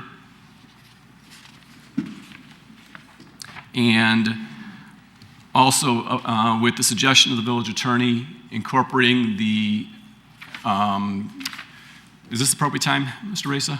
As far as incorporating the way the copy is on the banner plumbing sign, the restrictions that we have? Restrictions that are. Oh, that that aren't Exhibit C, is banner- those restrictions? Almost the exact same restrictions. They are the exact same, so there's no additional ones we need to put on here? That's correct. Okay, thank you. And that's the end of my motion. Just for clarification, you did not delete, and I assume your intent is, since you said, and it's assigned, and are not assignable at the end of B. I assume that needs to be deleted. Land, period. Land, period. Correct. Thank you very much. I second your motion. Trustee Brayman. Well, a question I have is, does the motion also include a language that if there's a change of copy, there would have to be a variation for change of face? Because even if there's got to be some approval of what that says and how it says. Otherwise, once we're approving the face of the sign now. According to what you're saying, if it's sold to another car wash, they could go in and do whatever they want to that sign face, whatever the new name is, etc. And I think we need to have some kind of control over that because we don't know what's going to be contained on that sign. That's under section 3, paragraph A. It lists exhibit E2, and E2 identifies the face of the sign. It's the very last page, which is the exhibit E2. Okay. Could we not provide that the word, the name, quality, if someone wanted to change the name they wanted to change the name, that would be deemed could be done administrative as a minor change, merely changing the name quality to some other name. That is the only change that could be made, would be the name quality could be changed. Otherwise, if somebody wanted to call it, whatever, car center and car wash, so the only thing that would be somebody wanted to use a different name than quality. Yeah. Other than that, the copy would have to remain the same, and the only change that could be done without going through process would be the name, would be deemed a minor change, which could be changed administratively. Or I would suggest also the elimination of any copy, because just as an example, if they no longer offer towing services and they wanted to take towing services off the copy, it would be logical that we should allow them to take something off the sign. This is getting pretty complicated with the various. Excuse me, Trustee Stone, is there a reason why you dismissed what I say? Let's keep what I'm concerned about is what we're including, what we're not including. And I think what we need to do is have Mr. Reza wordsmith this, maybe make provision that certain things could be done as a minor change, approved by the village manager, etc. So we wouldn't, but I'm not comfortable, at least at this point, with the type of changes, the number of changes, and the breadth of the changes, if you will, to doing it tonight without seeing what it looks like. And I would also like to see, Brian, if you can find out what is allowed there, what has been a variance before and what's not, just for my own edification. So I would move to defer this to the next meeting. Second. Discussion? This is on the motion to defer? Yes. On the motion to defer, yes. Discussion on that? Discussion on the motion to defer. How would that affect your operation if this was postponed, if you will, to the next village board meeting, to actually be able to quantify and qualify some of the things relative to the copy itself? Is it by any chance we can provide the information sooner? Because we would. They have it all. There's nothing. It's a matter of our. It's for their attorney to. Exactly. The information is all there. The only reason is why we wanted to proceed as soon as possible, because that, sad to say, it's not a very good-looking sign considered to the rest of the changes which was made to it. We wanted to proceed as soon as possible, and I understand where the concern is, but of the history of the way what you've seen so far, and what we've done so far on the property, I mean, you could see, you have all of the information which we needed to provide. If the attorney can just take a look at it and approve it, we would be more than willing to. Well, what we're talking about is simply deferring this to our next meeting I guess for formality. This is where my issue would be, since I'm the guy who's running the business. Right. Okay. I want everybody to be comfortable with what we do. I want to be a business owner in the village of Buffalo Grove, and I want to be able to participate in Buffalo Grove. But what I'm saying to you is, we've been 9 months in this process, regardless of having to delay or whatever it may be. Now we're going to go another month, and I'll be honest with you, then we'll come back and we'll have another 2 hours of discussion. And it gets to the point where, can we make a decision and just move on? Mr. Melman, I'm sorry. Coleman. That's Ms. Melman. I'm looking at, I was going to address it to Ms. Melman because she spoke before you. I'll leave it to your discretion, but I will forward you this. If you would like to have this approved tonight, I think that people will, I'll speak for myself. I would be willing to approve this tonight as long as we did not have any changes to the hard copy itself. If we're going to start making any changes to the hard copy, you know, as far as in the future, then I would want to postpone this to get that language proper. So I'll leave it to you to decide how you want to handle that. For me, I can wait another month so everybody is... 2 weeks. It's only 2 weeks. Oh, 2 weeks, I'm sorry. I can wait 2 weeks. I have no problem with that. We have nothing to hide. Yeah. I just want to make sure we know, when we look at this, we know what we're voting on. That's I the only agree. thing. I've worked on boards. I understand. And the last thing I want to do is have any... Okay, so we'll defer this then for 2 weeks, if that's No okay problem. with you. Okay. All I right. want to make sure we're all on the same page. Okay. Thank you very much. I appreciate Okay, it. there's been a motion to defer. Any further discussion on the motion? Trustee Glover, did you have something? No, I'm sorry. Will the clerk call the roll, please? Hold on, this is deferred to our next meeting. Brayman? Aye. Glover? Aye. Trilling? Aye. Stone? Aye. Sussman? Thank you. We'll try and get the details worked out. I think everybody's on the same page now. I think everybody understands. I think we're trying to create a situation which will be beneficial to the business, the nature of the business, and I'm sure we'll be able to wrap it up in our next meeting. Thank you very much. I appreciate it. Thank you. Good night. We move now to the next item, which is item B, ordinance 2010, which would be 42, combined area fire training facility, 851 Cross Drive. Trustee Trilling. Thank you. I guess we'll go back to the number we just lost, huh? 42. Okay. I'd like to make a motion approving ordinance number 2010-42, combined area fire training facility, 851 Cross Drive. This is a second amendment to a special use in the industrial district, and I'll defer to staff. Thank you. As Chief Favra is making his way to the podium, this matter was brought to the village board at the last village board meeting. We just want to recognize Bob File for drafting the ordinance, which is before you this evening. The ordinance, if approved, would allow the classroom facility on the CAF site to be allowed to remain for another 10 years. The CAF site is a combined area fire training facility, which the fire department and other area agencies have used for a number of years. And Chief, I'll turn it over to you for additional comments. I think we made all the comments at the last meeting. I'm glad to answer any other questions, but I think we've made the presentation. Thank you. Thank you. I think it was fairly thoroughly discussed the last meeting. Unless anybody has any questions of the chief at this time. Is there a second? Is there a second to that motion? I'll second. Yes. Okay. Is there any further discussion on the motion? If not, will the clerk call the roll? Brayman? Aye. Glover? Aye. Trilling? Aye. Stone? Aye. Sussman? Aye. Thank you. Next, we have Resolution 2010-25, which is a resolution opposing the installation and operation of red light cameras by Cook County and the Village of Buffalo Grove. This, in effect, is the formal opt-out of the, county proposal relating to red light cameras. And I would entertain, and this is basically formalizing what we basically said we were in support of last time conceptually. The village attorney has in fact conferred that we're able to do this by ordinance tonight, or by resolution, and that's what this is all about. Trustee Brayman. Thank you. I move for passage of resolution number 2010-25, a resolution opposing the installation and operation of red light cameras by Cook County and the Village of Buffalo Grove in accordance with the draft resolution that's in our packet and dated June 24, 2010. Second. Any discussion on the motion? Seeing none, will the clerk call the roll, please? Brayman? Aye. Glover? Aye. Trilling? Aye. Stone? Aye. Sussman? Thank you.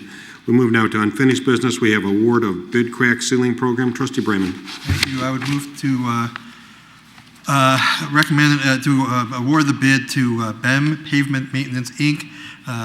For the 2010 street crack ceiling program in amount not to exceed $75,000. Second. Any discussion on the motion? I would like to amend it if I could. Pardon? I'd like to amend it to $75,000, but at the rate of $1.054 per pound. Agree. Thank you. Any further discussion on the motion? Seeing none, will clerk call a roll, please? Braman. Aye. Glover. Aye. Trilling. Aye. Stone. Aye. Sussman. Thank you. We move now to first item of new business, which is the appeal of the Zoning Board of Appeals decision to deny the request made by Embassy LLC for variance of the sign code. I know there's been significant work on this since our last meeting. The sign has been scaled down significantly. There's simply a variation relating to distance issues, and I will turn it over to Mr. Wepler. Trustee Glover, I know you like As I said the last time, I need to recuse myself on this issue, so I'm going to leave the dais. Thank you. Thank you. Mr. Wepler, welcome back. Thank you, President Hartstein. I would like to say that the staff and commission have been wonderful to work with, and I would like to commend them for all the help they've given us on this. We have changed our sign considerably since we started, based on the advice of both staff and the commission. At this point in time, our sign does meet the square footage allowed under the ordinance. The only variation we would be seeking would be for the distance setback from the property line of 12 feet to 10 foot 9 inches. I believe we meet all the other requirements. I would ask one question of you from the prior statement on the sign that was up before you. Mr. Race indicated that any change in the sign would require board approval again. We have some tenant panels in this that, if possible, we would ask the ordinance be addressed so that, in fact, if there were a new tenant put in, just the name could be changed to address that. Mr. Race? That's okay. That would be no problem. Well, with a permit, that would be by administrative review. So the applicant would still have to obtain a permit from the village staff. Correct, but not have to come back before the board. Okay. And I believe that's it. Thank you. I'd entertain a motion to approve the sign with the variation as presented by the petitioner, as modified with staff. So made. Is there a second? Second. Further discussion on the motion? There's no ordinance before the board. There's no ordinance before the board for the variation, is there? Pardon? That's correct. There is no more. There is no ordinance before the board. I think it was just up on appeal, and what we've done in the past is if the board directs the village attorney to prepare an ordinance to grant the variation, I come back with an ordinance. I have a question for Mr. Reza. Since this is coming up on an appeal, should we just defer this matter until the next time we have an ordinance, or should we can't overrule or overturn the decision? What we've done in the past is there's been sort of like a poll that the board takes and makes, if the consensus is to grant the variation, then you direct the village attorney to prepare the ordinance to grant the variation. But should we continue the appeal for that period of time so it's consistent? Otherwise, I'm afraid we would have to republish and go back to the Oh yeah, I don't want to well, we didn't publish for this anyway. No, but that would, it may die. We may have to go back to the ZBA for approval on the new ordinance, a new sign. Don't we have the authority as part of the ruling on the appeal to? That's what I'm saying. We have to, as part of the authority. We have the authority right now. Yes, you do. But if we don't take action today, the appeal will die, and then we can't approve that new sign. In other words, you're saying to grant the appeal and then direct. Well, no, just continue the appeal till the next time, then we can approve the new ordinance.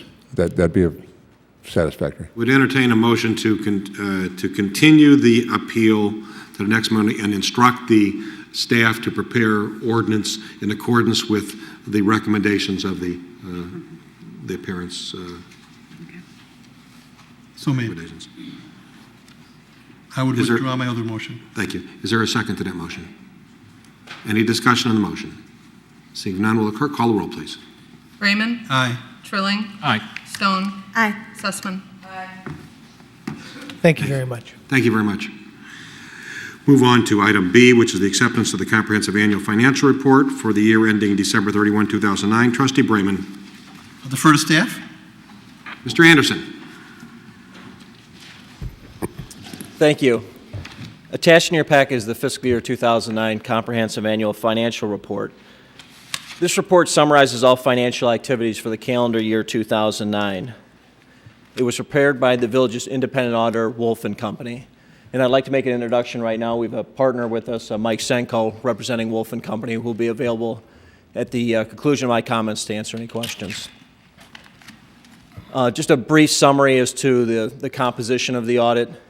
And before I get into this, I'd like to thank the finance team. They provided great assistance in putting this report together. And specifically, the assistant finance director who did a lion's share of the field work. I'd like to thank her for assistance.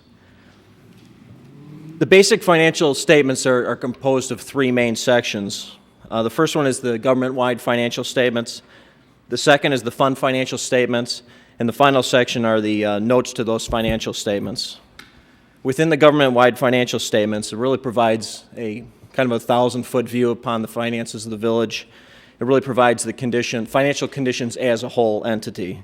And the appearance is very similar to what you would see in the private sector. The purpose of those statements are really to provide a long-term view of the financial health of the village. What it does basically, specifically within the statement of net assets, it takes a look at all the village's assets, less those liabilities, to provide really a bottom line performance. Also what it does is it allows the village to give kind of a summary as to what its infrastructure is. It really provides a good analysis of not only how we're doing now, but how we're going to be doing in the next few years to 5 years down the road. Also within the government-wide financial statements are a statement of activities, and this really breaks down what the costs of the individual functions of government are, and it offsets what those costs are by the revenues brought in from those programs, and it shows how they're funded, whether it being primarily from taxes or intergovernmental revenue, or perhaps charges for service and user fees. It really just provides some type of basis as to how well the programs pay for themselves.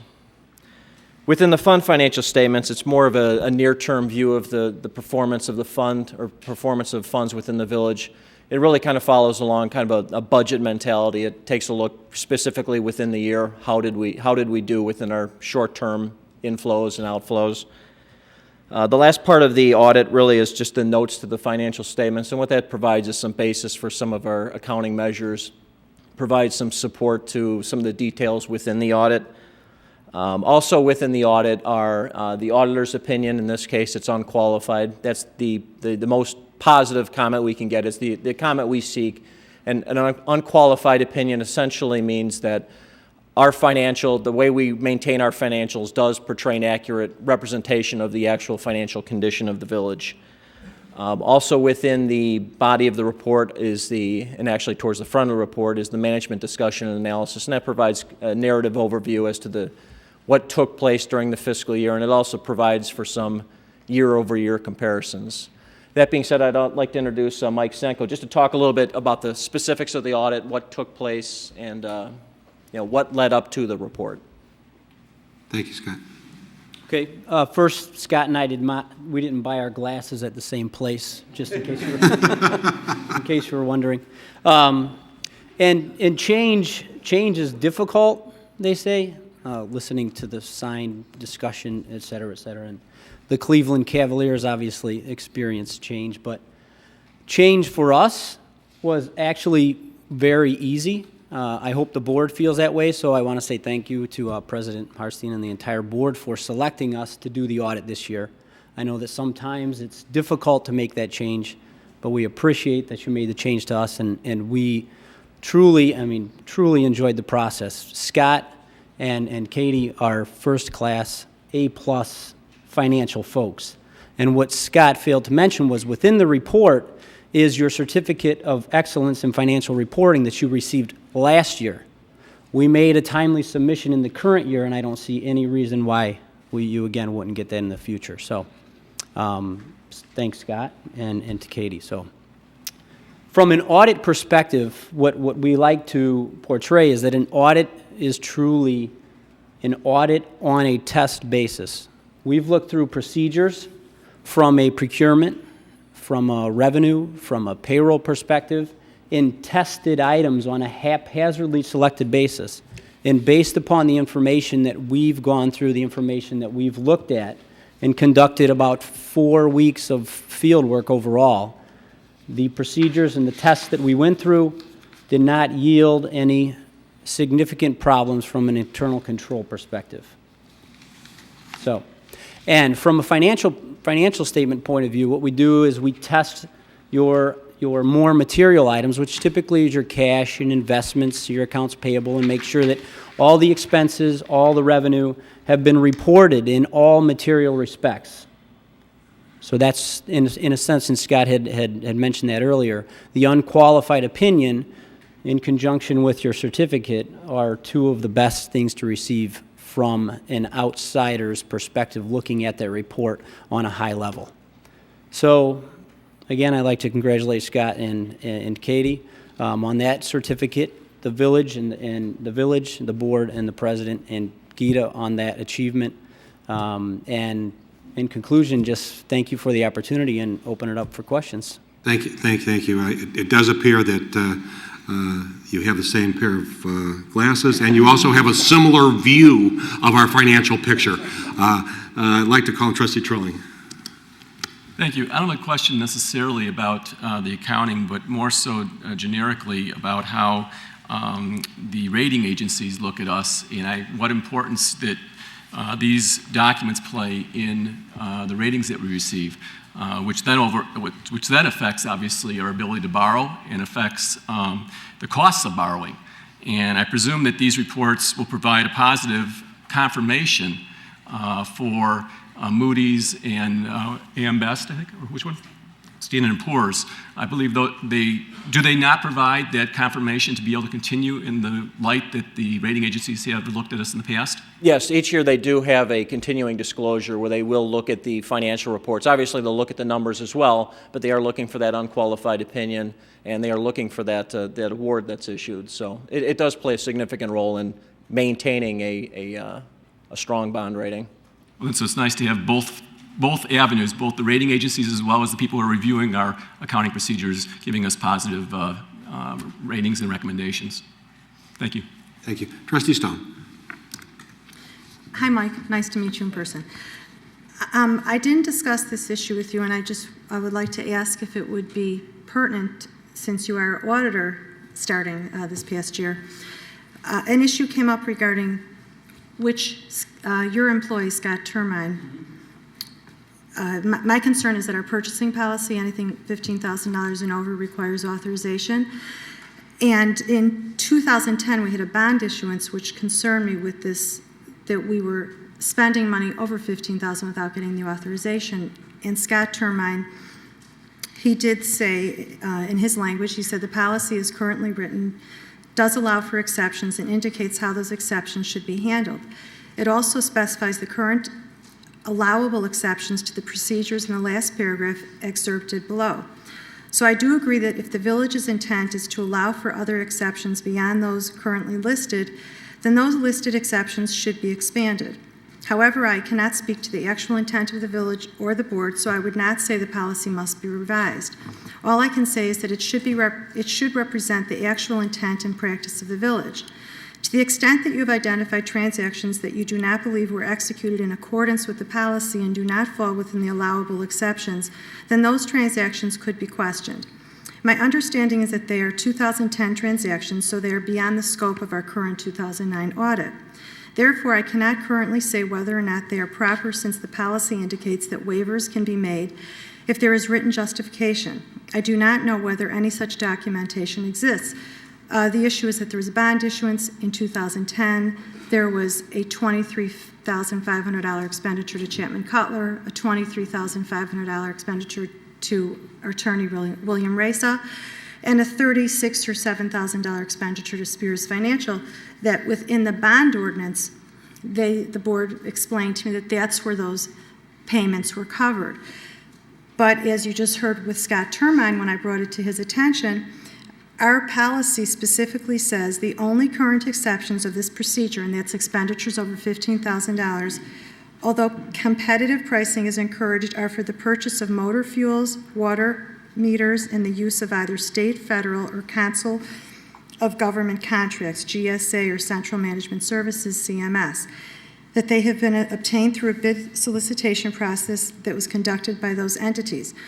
My concern was, and it seemed like Scott agreed with me, that if your intent is to have certain exceptions, then we should write them as the exceptions. I don't like the gray, the blurry line.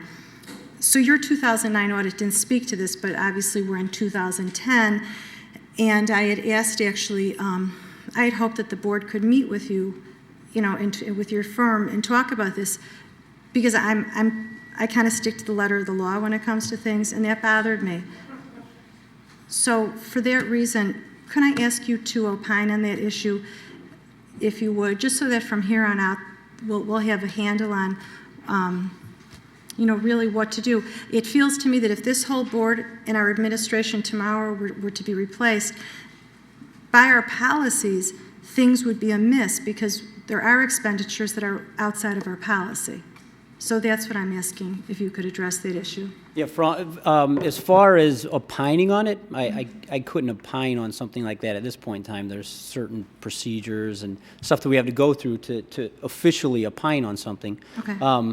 I will have a discussion with Scott tomorrow because I didn't hear him about that email. It's kind of a little bit of surprise, but overarching, if the idea, I guess I'm a little confused, because if the idea was to approve the bond ordinance, were the costs of issuance in the bond ordinance when you approve the bond ordinance, I guess would be my question. And if that were the case, then it's like us. So if you approve us and you say the audit's going to cost $150,000, which it didn't, and then we bill you over your threshold every time, do you have to approve that? I would think that it would fall into.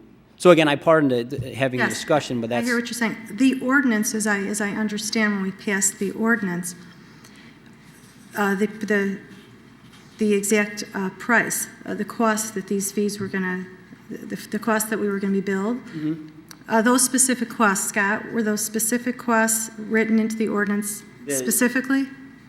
Not with a specific dollar amount. The specific, what it referenced within the bond ordinance is bond proceeds are to be used to pay for any cost of issuance, that being legal, financial, any support service needed to put those bonds into the market. So it did provide the avenue whereby that cost was funded through bond proceeds. Okay, and my concern with that, Mike, is that while in the bond ordinance it would say that any fees associated with the bond are permissible, that as a board, that the only way that we're going to know the amounts of money that are being spent without the authorization is only at the warrant end, at the very end when we're approving a 60-page document with abbreviations of fees that were being paid. So I would like specificity in the bond ordinance at least, so that when we are authorizing or passing an ordinance that has buried into it payments that are going to be made, in the range of hundreds of thousands of dollars possibly, depending on the ordinance, I would at least like limitations of amounts that are a ceiling to what might be paid, or that it not be built into the bond ordinance, and that it have to go to the authorization separately, right, because it's not within the exception as far as our policy is written. Do you see what I'm saying? Yeah. I always wanted to be a village trustee, so I would probably defer to the attorney. I mean, I really can't make a suggestion from that perspective. I don't want to go one way or the other, but I understand what you're saying, and that openness is a great thing, and maybe an estimate. But again, I don't want to give an opinion whether. Well, you're going to be auditing in 2010. We will be, and we'll look at the cost of issuance. So, okay. I mean, we'll look at that because typically, like I'm saying, when I see a bond ordinance, because we do a lot of audits of villages, if I see a bond ordinance for something, typically there's a cost of issuance associated with that. So I have to look at this specific case to see. But do they generally specify? They give an estimate a lot of times. It's kind of like a closing. All right, what's the cost to close? They give an estimate. Right. And that's what I'm looking for. I just wanted, like I said at the last meeting, at least let's have a ceiling, on these costs, so that as a board I can feel comfortable when I'm passing a bond ordinance, that when the actual fees come up, that I know that there's a ceiling, and if there's something greater, then it will be brought back to the board Do you see what I mean, obviously. Yeah, I understand what you're saying, but then to speak to Scott as well, there's other villages that will say exactly what maybe was said in this is bond ordinance, and costs associated with is typically attorney fees and underwriter fees and, et But cetera, as you et cetera. said, typically there's a number involved. No, at he least. didn't say that. Did I not just hear that? Did you, He Mike? says sometimes they do, sometimes they don't. Trustee Ryan, please don't interrupt. And Trustee Stone, would you please try and wrap it up?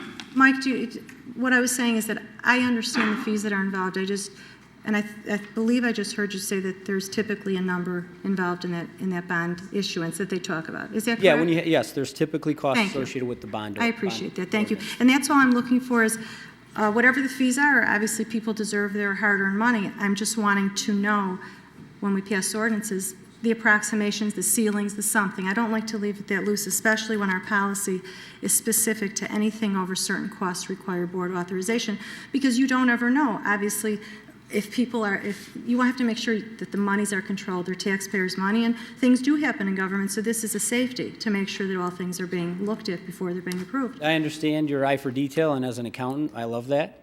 Thank you. But again, just if I could reiterate, the procurement policy that's in place and operational for the village is rock solid. Thank you very much. And I just want to emphasize. We have not addressed a bond issuance in 2010, as Scott said, so that would be. I just would like to emphasize that, as was pointed out when this issue came up, we do have a finance committee coming up, and to the extent that we want to change our procedure or discuss that's something which appropriately can be discussed. Trustee Stone at our finance committee meeting. It's nice to have had Mike here to comment on that. So thank you, Mike. Thank you. Thank you. Trustee Brayman. I'll defer to Trustee Sussman. I think her light was on first. As far as I see this, I don't believe the auditor is the person that you should be asking these questions. I think it should be asked of the village board and how we choose to do things. What the auditor does is make sure that we're an honest community and that we spend our money right and that nothing is missing and everything has been done correctly. I don't think he can determine how we run the village. I think it's up to us to determine how we run the village. I don't have a problem with putting down certain payments that you want listed. Don't have a problem with that at all. But I don't think, nothing personal, I don't think the auditor is the person you go to for that. At the Finance Committee, I think you have to bring it up to the board and let us discuss it and not ask him to tell us how to do it. We do it how we feel the Village of Buffalo Grove should do it, and then hopefully it will be right, and when you check, everything will work out and be right. But I think it's up to us to set the policy and not up to the auditor to tell us how to set the policy. Thank you, Trustee Sussman. Trustee Brayman. I just want to clarify a couple things, and one is that I believe you said the second time again that typically there are costs associated with the bond, correct? That's what you said? The cost of issuance, yeah. Right, it's typically in there, okay. You didn't say that typically it's the dollar amount is in the bond ordinance. Okay, I just want to clarify that. I was probably more referring to like an OS. So if you get an official statement, you've got a place in there that's your sources and uses of fund, and it addresses the cost of issuance typically. And we do have a warrant, and the warrant is approved before the checks are sent out. And although it's 50, 60 pages, it's not that difficult to go through and see what's over $15,000. And Trustee Stone, all you have to do is contact Scott, and he'll tell you what those expenses are. I've done that numerous times over the years.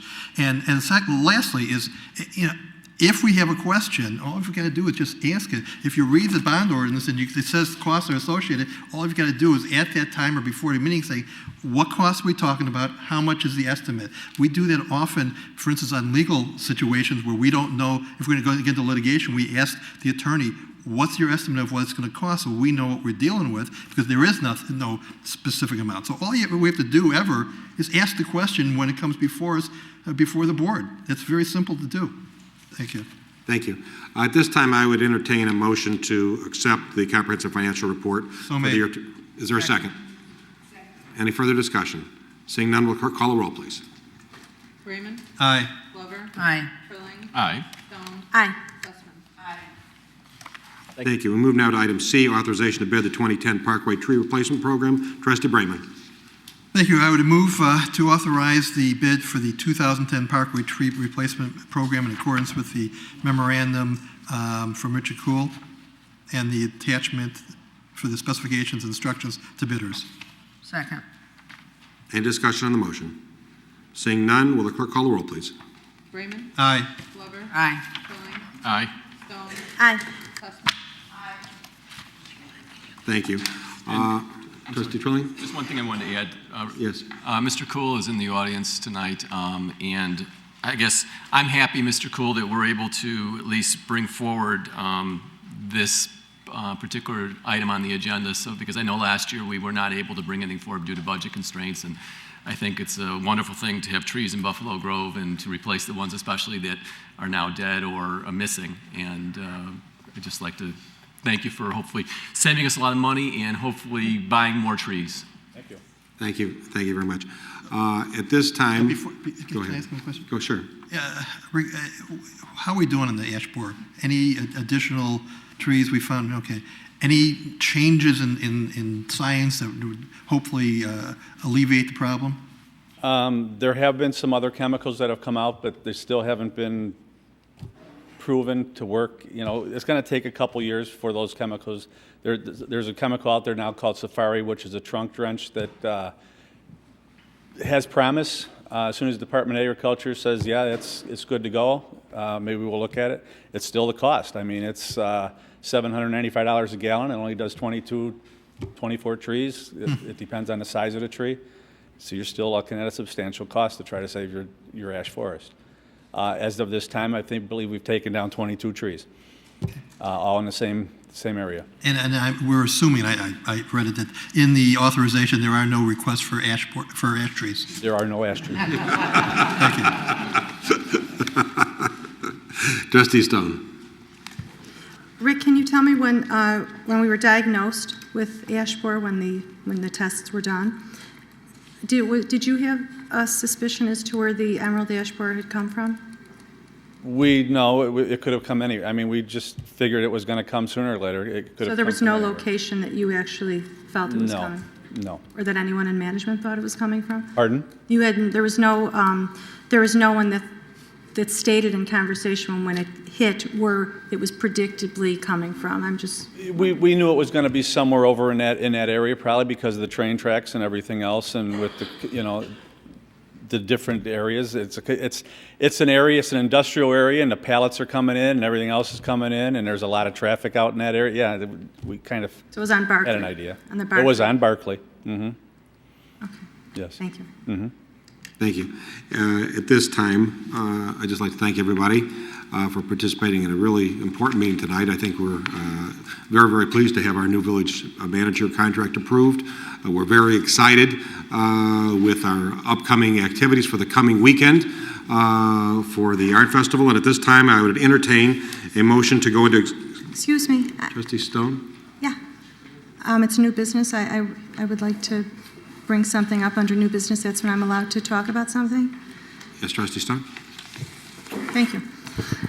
At the last meeting, a request was made of me by President Hartstein to provide a copy of the Shaw Environmental Landfill Review that was done in April 2005. And he asked me to send it to the members of the board. I have done so, and I would like to know your thoughts, President Hartstein, and Attorney Reza, on this evaluation and whether any of you had seen the report prior to my sending it to you. It's a very lengthy report. It was done by Shaw Environmental, which is considered one of the top companies in their field. And the findings were quite concerning. And this is why this became an issue, and that's why I asked to listen to the executive session of April 2005, was to really identify, if the board members, what they were told, because at the 2005 April 18th meeting, that was the topic. There were two topics discussed at the closed session meeting. And one was there was some wheeling litigation on a different topic, and the other was the Shaw environmental study. And just to be specific, the closed session meeting, the title was Mr. Balling reviewed with the board the Shaw environmental report on the Land and Lakes facility. So that was the topic discussed that night. I asked to hear the audio because through FOIAs that I did of our village, I had found that there was this environmental study and there was a brownfield grant attained. And I was not I was not given a study in Buffalo Grove that made sense for the Brownfield grant, so I FOIA'd Lake County, and I did find this show environmental review, which was quite concerning. And that's why I asked to hear the audio tape, which at first Mr. Brim said I was not allowed to hear, but then Attorney Races said I had every right to hear. And then Jan Sarabian found that the tape was missing. So that night we talked about it, which we discussed earlier. That was a 40-minute conversation that I was so bothered that the minutes did not reflect anything that I just said. No one would ever know that this happened, even that the topic was discussed or anything. So President Hartstein that night asked me to please share that study with the board. And I've already said earlier tonight that Trustee Trilling had felt that was up to the staff to read it. And I said that Trustee Brayman had said that since we weren't building the soccer field, there was no reason. And he also said that the study was not given to them till June of 2005, although at this April 18th meeting on 2005, clearly it's listed that the topic was the environmental report of Land and Lakes facility, which the board in 2005 approved those minutes in August of 2005. So that further substantiates what they discussed at that closed session meeting. The report is lengthy. It's, 20, 30 pages. It's scientific. It's very, very explicit in the findings. They look through the EPA records of the many years. There were 6 years of illegible and missing groundwater data that Shaw Environmental, this top company, asked our village to please attain from the Land and Lakes landfill owner, which was not gotten. That's when the study stopped. No, the study didn't stop. There is the Shaw preliminary review with all these findings, but we never went forward towards remediating or doing anything further beyond that. That's 5 years ago. And I discussed some of the findings at the last meeting, and I'm not going to go into the findings now, but I'm sure the community will be hearing about them shortly. But what concerned me most, and I think in a transparent government, when something like this occurs that seems to be secretive, if the board doesn't know of it, okay, Attorney, I'm getting all confused. Trustee Brayman, at the last meeting on tape, you said that it was not, that the report didn't come out till June 2005, so at the April closed session meeting, you couldn't have gone over it. Although the April closed session meeting says that it's exactly what the board went over, was the Shaw environmental review of the landfill. So what I want to know is, the bottom line of all of this, it's not the fact that I filed a FOIA in Buffalo Grove and was not given the study. I should have been, certainly. It had landfill written a million times. It had all the words that it should have been produced. And I got it from Lake County. That's not even my issue. At some point, I'm sure it will be, because it's very bothersome that can happen, the failure of FOIA. But it's that there was a study done that was very clear, very clear. And the board that was sitting at that time, there was no action taken. Whether they built a soccer field or not really doesn't matter, because the findings really don't matter if you built a soccer field. It's still an environmental impact to the people that live anywhere within a certain distance.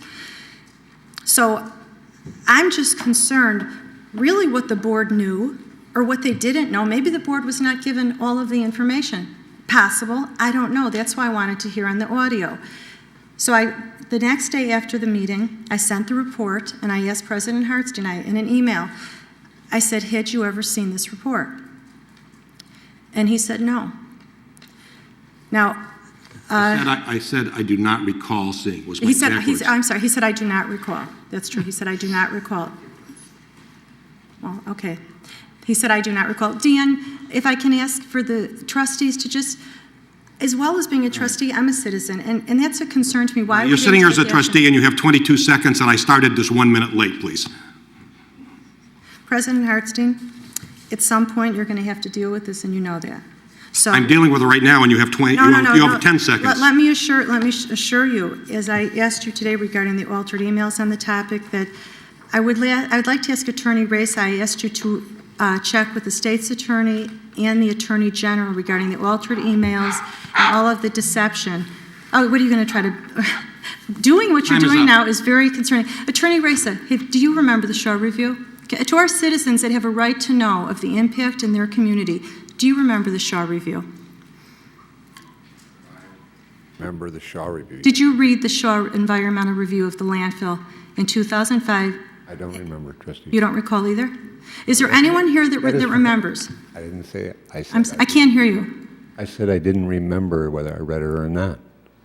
Okay. I don't recall. It had some major findings, and you don't remember. Can I ask if anybody remembers? And my biggest issue is, can we call for action to be taken? Because are you comfortable with the finding? Now that you've read it, are you comfortable? Are you comfortable with that? Forget if you read it in 2005. Trustee Stone, you're going on ad nauseum. No, I'm talking about the health and safety. You basically, your time is up. Okay, then let me ask you to take some time. And I won't talk anymore. Tell the community what you're going to do about those findings, because they're serious findings. Please, I will talk no longer. Tell me as the president the action you're going to take. Mr. President, point of order. We have voted on and approved the meetings, the rules of the meetings, and I expect them to be followed, and one of those was the time limit. I believe Trustee Brayman has his light lit, and therefore it's time for him to be able, since he has been directly addressed, for him to be able to answer his response, but the 10 minutes is more than up. So. All right, it was not 10 minutes on new businesses, it was 5 minutes, but I started it about a minute later, so I basically... Trustee Glover, how dare you? Seriously, how dare you? Trustee Stone, would you... This is about the safety and health of our people. Trustee Stone, restrain yourself. Trustee Brayman has the floor. I appreciate Trustee that. Brayman, please. Thank you. And I would like to hear from everyone. I'll be quiet. I'd like to hear from you. That would be very nice Dan. if you would be quiet. Trustee Brayman. Dan? Did you read it, Dan? Tell me. Trustee Stone, please allow Trustee Brayman to speak. He has the floor. You know, what concerns me, Trustee Stone, is maybe the manner and method in which you're approaching this, when you make allegations that this has been secretive, that we're hiding things, that what the study was clear. My reading of it doesn't indicate that it's clear. When you say that we obviously received that report on the 16th, in the information that was sent, there is a confidential report, subject preliminary review of Land and Lakes landfill, dated April 14. The report itself, as you know because you've read it, is dated June 28th. No, it's not. It's dated April. I've got it right here. I've got proof. I'm looking at the report that says June 28, 2005. Well, then you should be concerned about what I'm telling. Look, I'll show it to you right now. In fact, if the camera could come in close to see that I am not making this up. It's your health. To the BG recall team, this is your health I'm talking about. So get over. my taxpayer dollars.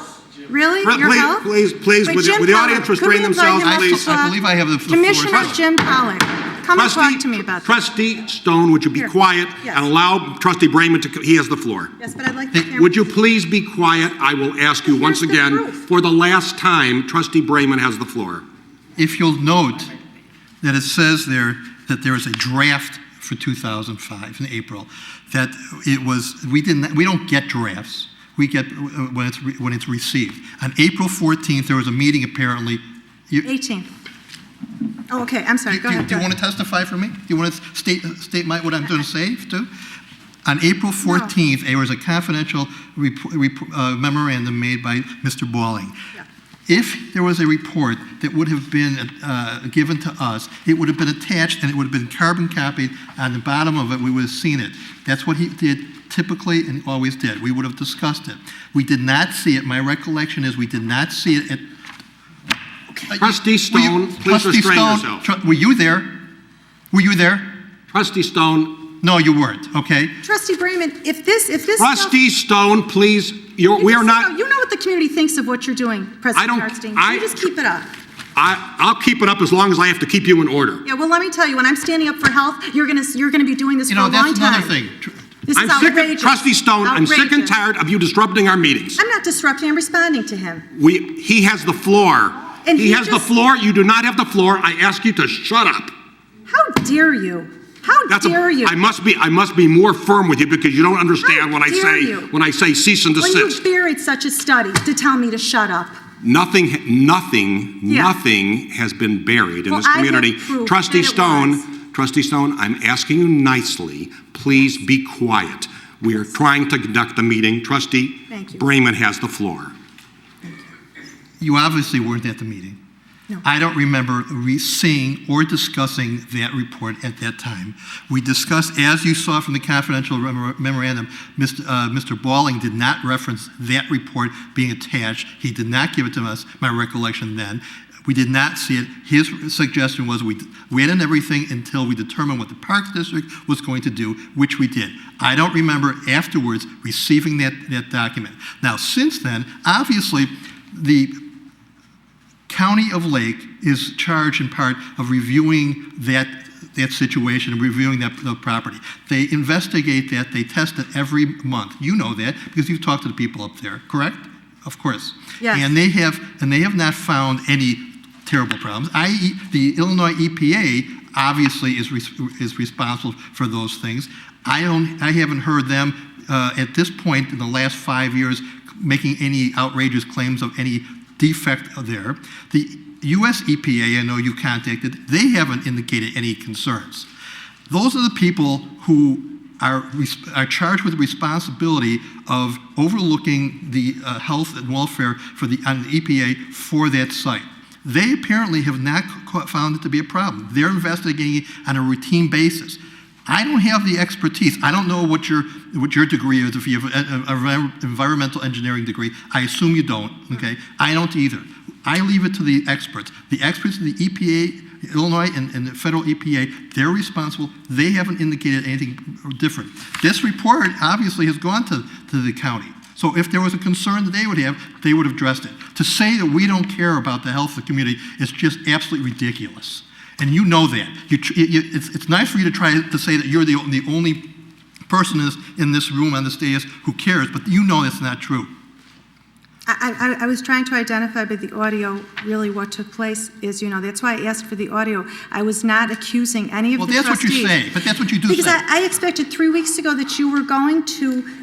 I sent you the study, Trustee Brayman. I was asking you to all to read it and tell me your thoughts. You also said that I denied that I received it and I didn't read it. That's not what I said. Okay, you changed the story and you sent it to I don't change any story. Yeah, and then you said that when I asked you about it, you said, "Oh no, you said you didn't remember receiving it." But you sent an email out to. I am not interested in a collicolloquy between the two of you. You only yell at I am me, not President interested. I am not interested in a colloquy. I will let Trustee Brayman speak, and I will let you speak when he's finished. Could you please talk to me with When a he's little more finished. respect than you When do? he is finished, I will talk to the respect that you deserve, and you don't deserve too much the way you conducted yourself. You don't deserve too much.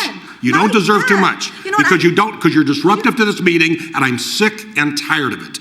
I'm sick and tired of it, and if you continue to do this, you're going to continue to lose the respect of people in this room and people throughout the community because there is no good reason for you to disrupt our meetings. I think you know that I've earned the respect of the You've earned no one's community. respect. Oh, really? Trustee Brayman, please finish. Let's talk about the emails that you get from some of the citizens. You have the floor, Trustee Stone. I'll give you 2 minutes.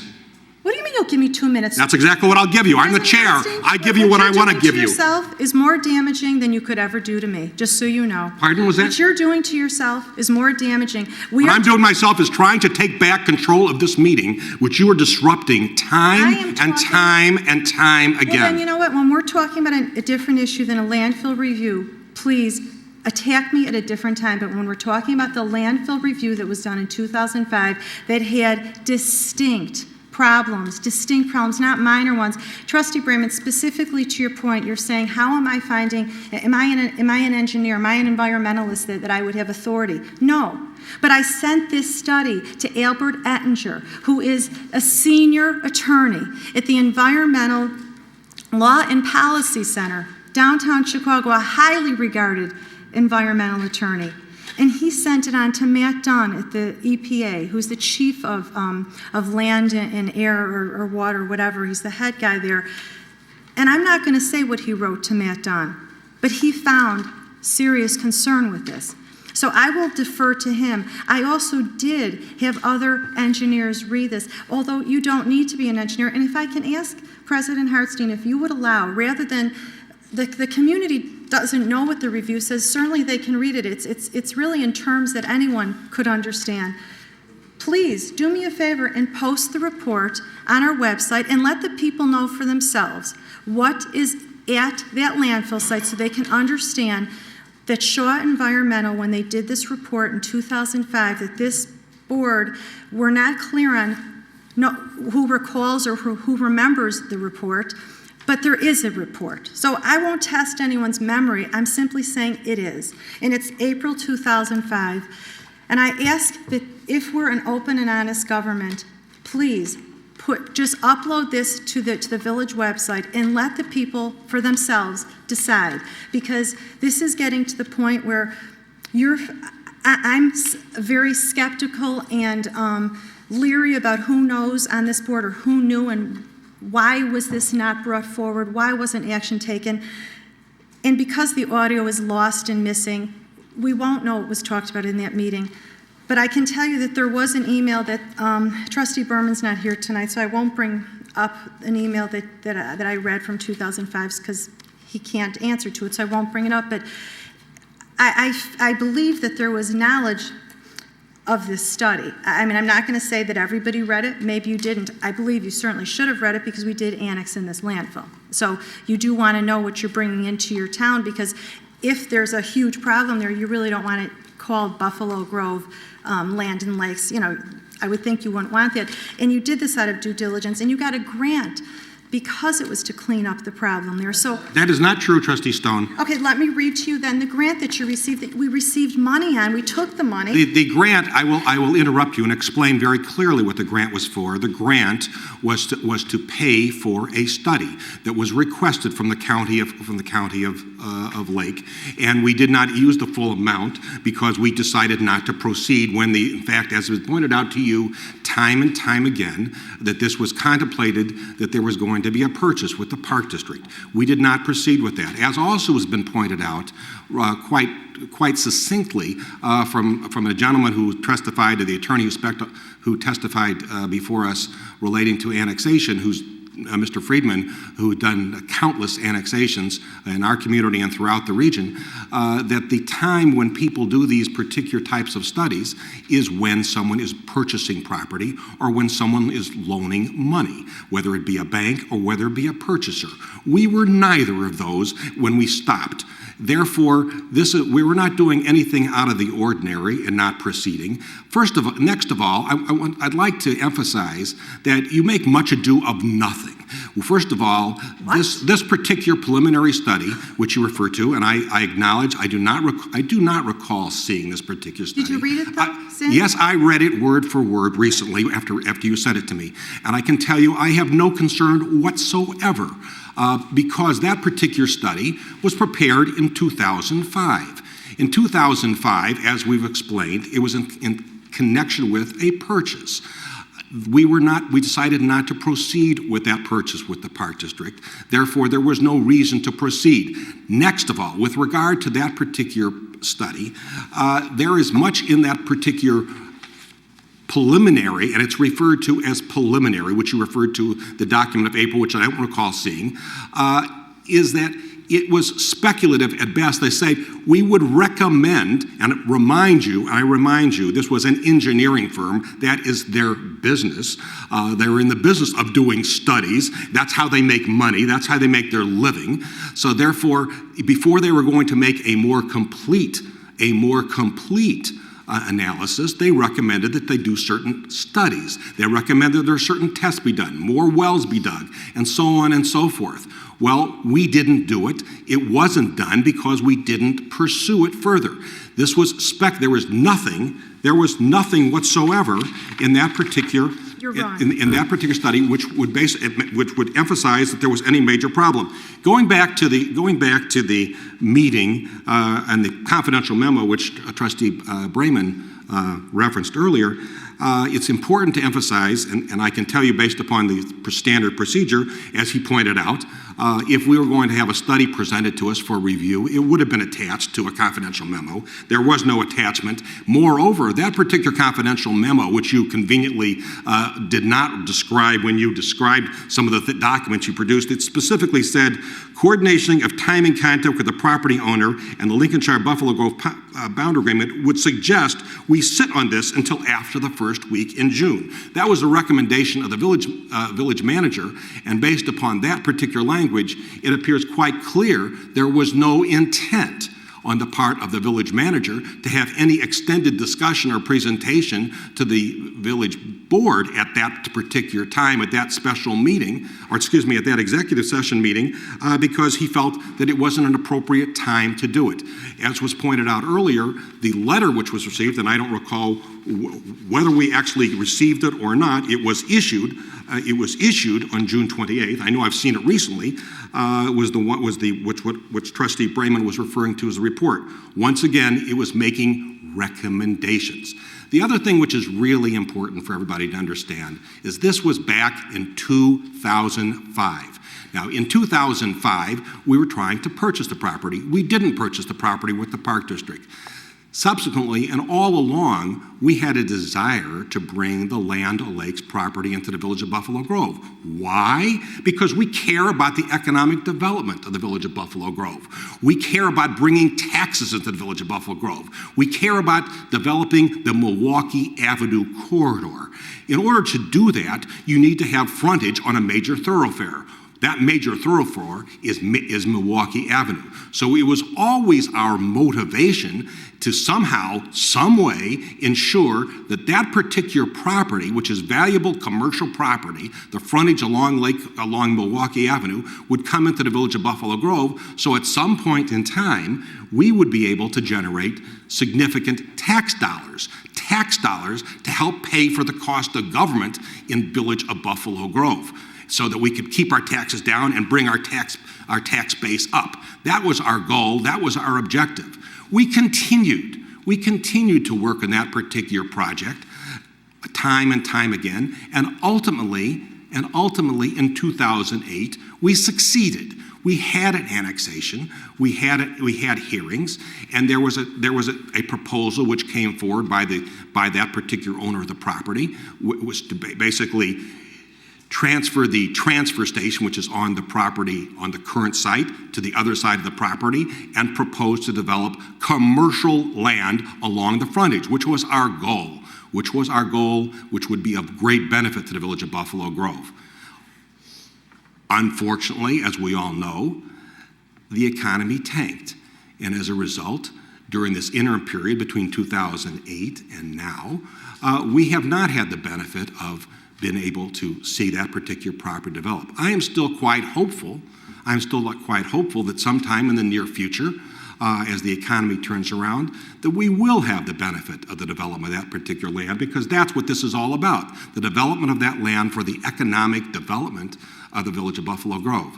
Now, what's happened in the interim, and that's the most important thing, and that's why you're continuing bringing in reference to this 2005 as a bunch of hogwash. And the reason for that is, as aptly pointed out by Trustee Brayman, on an ongoing basis, the Illinois IEPA, with the assistance of the Lake County Health Department, has inspected this property time and time and time again, because that is their responsibility to inspect the property and make sure that things are done properly. That is their job, that is their purview.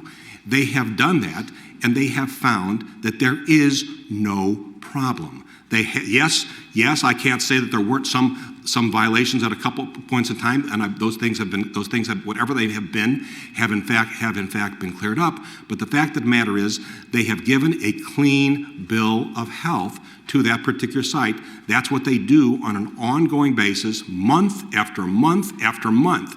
So to talk about some preliminary study, which was done in 2005, that had speculative recommendations about what an engineering firm thought they should do to do a comprehensive study, is much ado about nothing. Okay. I'm sick and tired of hearing time and again, for whatever reason you choose to continue to foster this particular issue, that there's some danger to the health of the Village of Buffalo Grove. I assure you that everyone sitting on this dais, including yourself, I assume, obviously, is concerned about the health and welfare of the Village of Buffalo Grove. And if there was any reason for us to be concerned, we would take action to deal with it. There is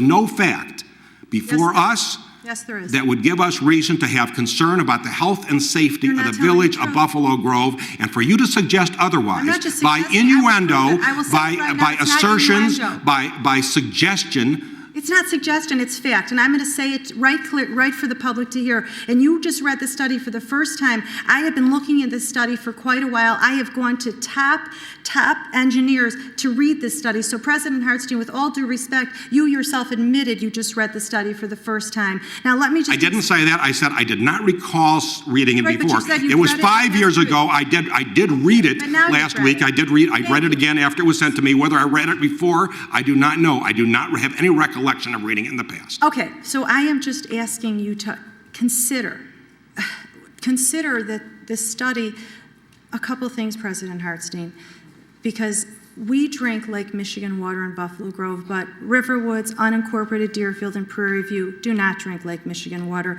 So while we drink Lake Michigan water, there are people that drink community well water. So that's something that we need to be concerned of all people, not just our own citizens, but all of the waters. And water travels and it gets into the air as far as volatile organic compounds and all different issues. It flows through our tributaries, throughout our creeks and our ponds. Water is only tested, those bodies of water, for fish kill and algae bloom. This is a serious issue, and let me just address a couple things that are really critical. First of all, let me say that the preliminary review, it wasn't speculative. What it means by preliminary versus final is that in the preliminary review, they go through all of the EPA files for many years and all of the different scientific findings that are on this landfill that they FOIA, that Shaw Environmental FOIAs all of these agencies. And then their findings are not such as, I think we see so-and-so contaminant. They tell you specifically what was in the EPA records, and it names specific contaminants. So it's not preliminary in conjecture, it's what they found. The reason it's preliminary is because when they found things such as that, when they found that there was 5 or 6 years of illegible and missing groundwater data that they asked our village to get from the landfill owner that we did not produce, they needed that further information to make a conclusive study as to what needed to be done in the big picture. They knew preliminarily, certainly, that those things that they found in the groundwater data needed to be addressed. They also knew that when they saw the 60-acre landfill that had only 5 groundwater monitors that required 10. So that's not speculative. That's findings, and that's why it's called preliminary findings, because they asked our village if they could please get on the land to add the 5 more groundwater monitors, because when you look at a 60-acre landfill and you only have 4 on the east end and 1 on the northwest corner, you have a huge area that's not being covered. When they found that the landfill was so overfilled that areas didn't have a lining, that's not speculative, that's fact.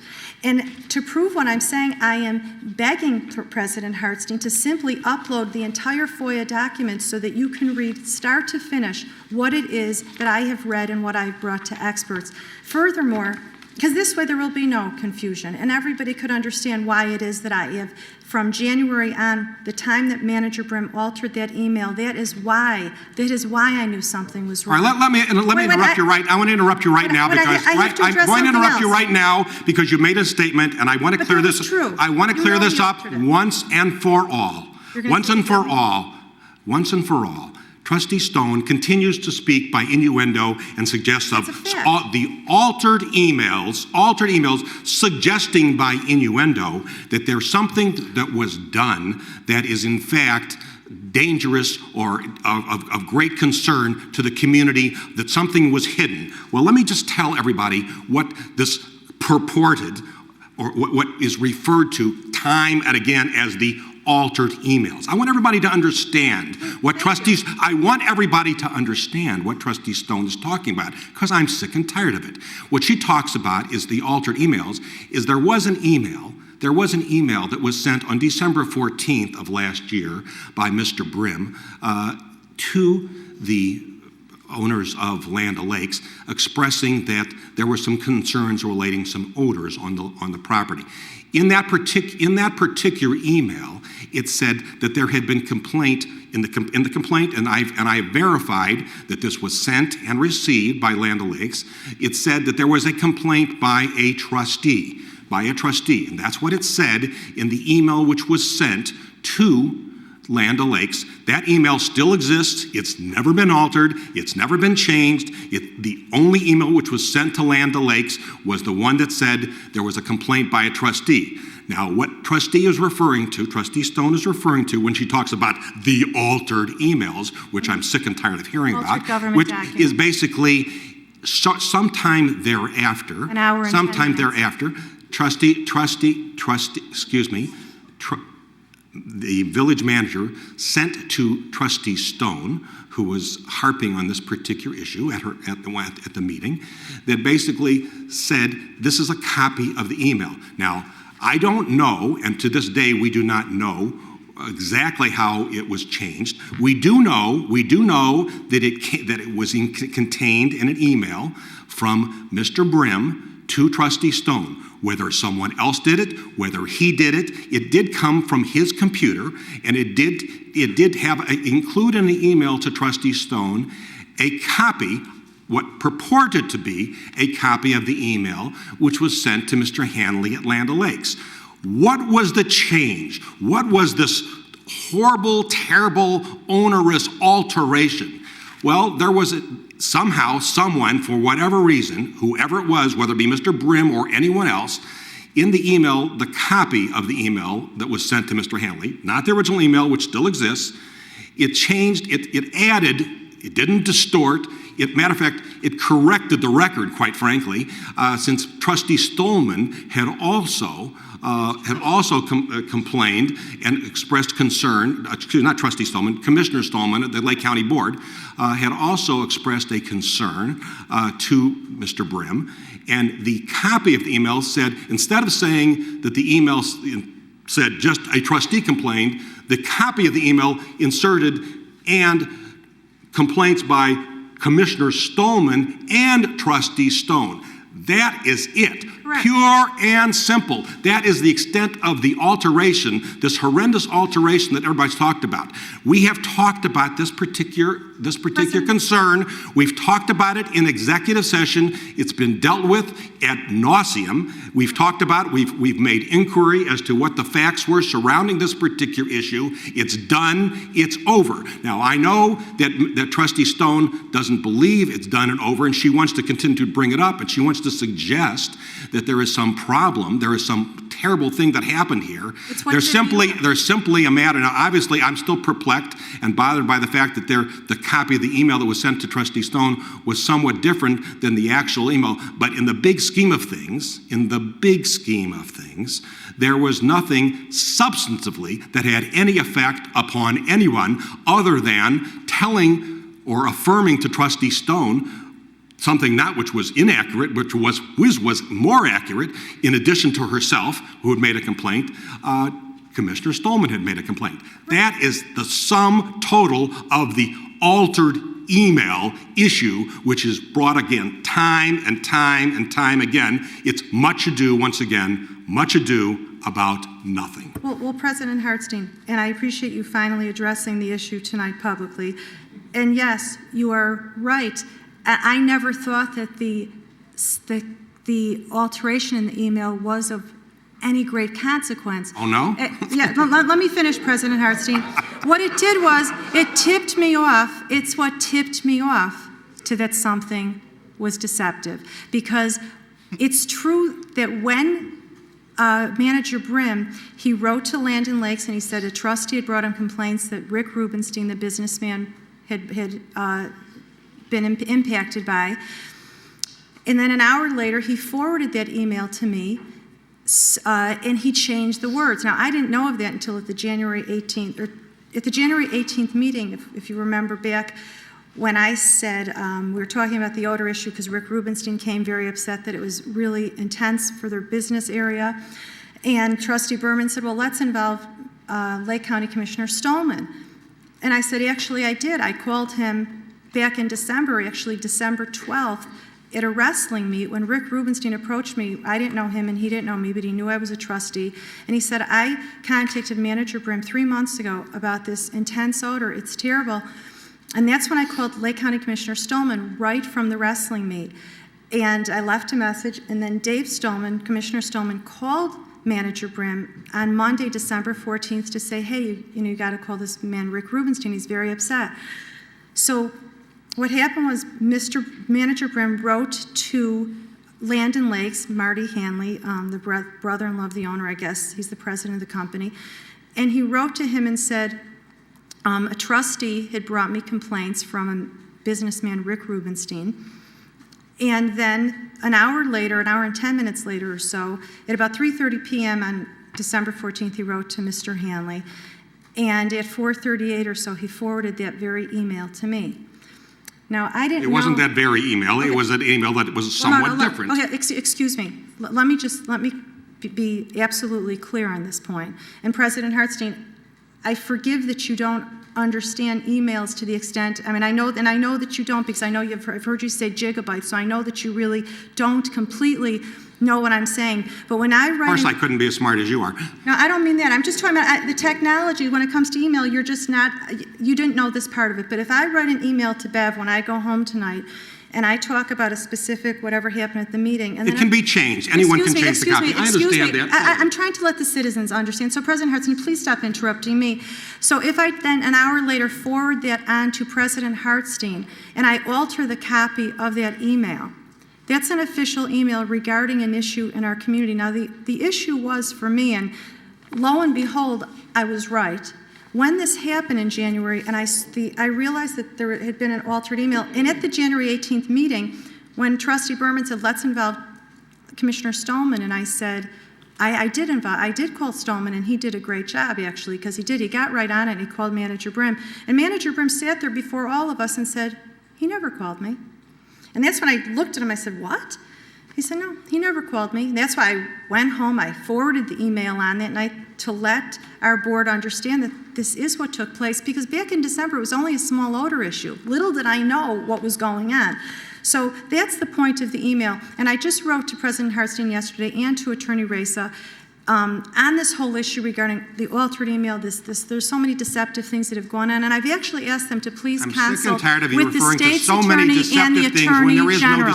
Well, if I was not solid in what I'm saying, I certainly would not ask the president of our community and the attorney of our community to please bring it to the attorney general and state's attorney. Okay, so all I'm saying is let's upload the document and let the people read it. But back to the actual substance of this that I want to clarify, because President Hartstein, you made some assertions just now or earlier that was saying why this was just a preliminary, and that it was just preliminary. In other words, as if the end result would have been different. The end result would have been only deeper, because what they were asking for was the groundwater data. They were asking to put 5 more groundwater monitors on. There were issues with the greenery and the foliage dying. When the EPA came in, just so that you understand, what are you doing, President Hart? You're not turning anything off, are you? Yeah, I'm going to turn off your mic in a few minutes, but go on. Okay.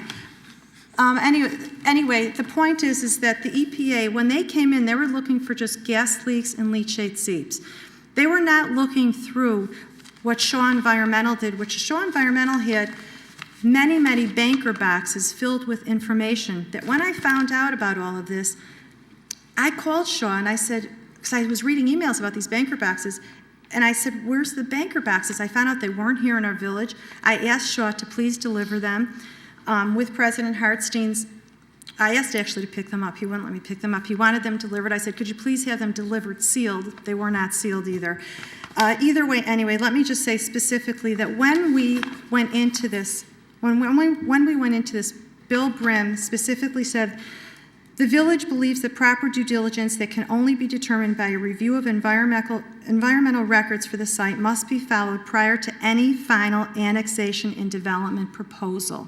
Okay, that is why that's why you do an environmental study of a landfill. It's not just like any annexation. You're annexing in a landfill. So of course it requires an environmental study. There is no such requirement, as the village attorney can attest to. Well, it's just common sense, actually, President It's not common sense. Well, to me, it's not required by any community. Okay, well, I think the people would feel good to know that anything of that type of potential is checking out nice and clear with a clean checkup. At least I could tell you as a citizen, I feel that way.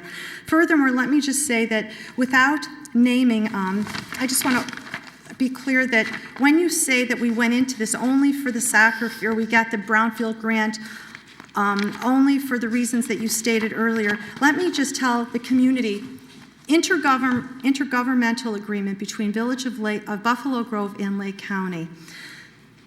The agreement is made and entered by and between Lake County, a public, politic, and corporate hereinafter referred to as the county, and the Village of Buffalo Grove, a municipal corporation within the boundaries of Lake County, hereinafter referred to as the village.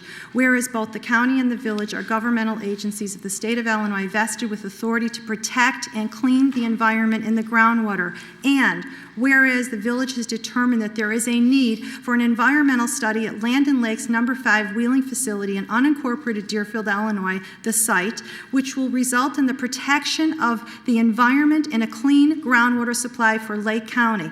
It goes on with the whereas. This is why the money is given. That's why there is something called the Brownfield Grant. Go home and look up Brownfield Grant. You'll understand what I'm saying here.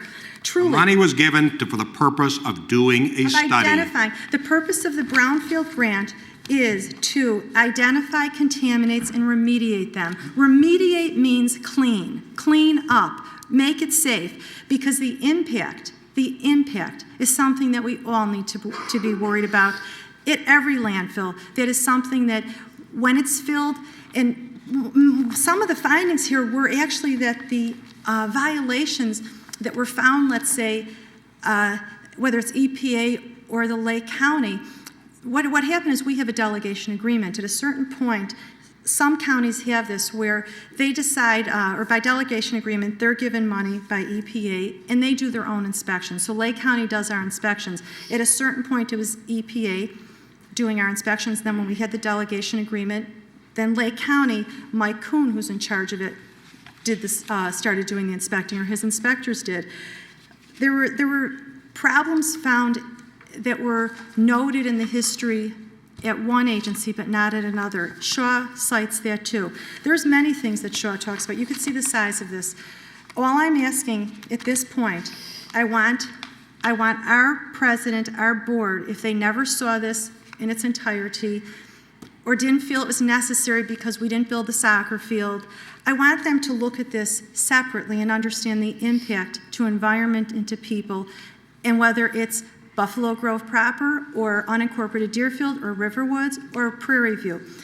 We all need to be good stewards on this planet when it comes to this type of thing. And if we're on a government body and there's findings that need to be cleaned up and remediated, landfill owners have what's called cradle-to-grave liability, and they have to be responsible for that. I don't understand why this board did not say to the man that owns this landfill, Mayor Cowhey of Lake Forest, why did we not say to him? We had no authority to. It was not in the Village of Buffalo Grove. Oh, you could have gone to different environmental agencies or to the EPA or to the Attorney General and said, look, we're concerned about the impact on our community because the waters that run off from that location and the groundwater that seeps to the aquifers and the water tables, we need to be concerned about that. And I certainly think that we could have gone to bat, and I don't understand why this study was not produced in Buffalo Grove, in the FOIA of Buffalo Grove.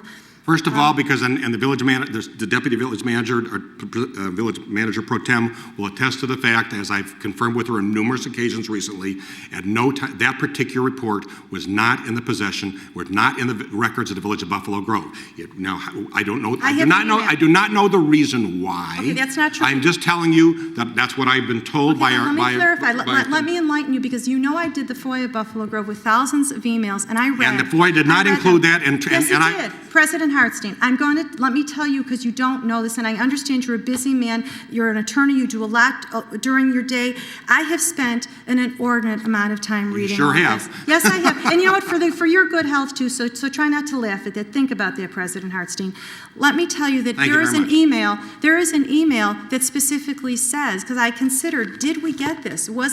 How is it that Buffalo Grove didn't have it? Yes, we did receive it. Yes, the Buffalo Grove did have possession. I want to just ask the Deputy Village Manager, Gideon Newkirk, is it not true that we did not have that, until that was produced to us recently, we did not, in our files, at the time a FOI was requested and until that was presented to us last week, that was not in that preliminary engineering report from Shaw was or was not in our files? It was not in our files.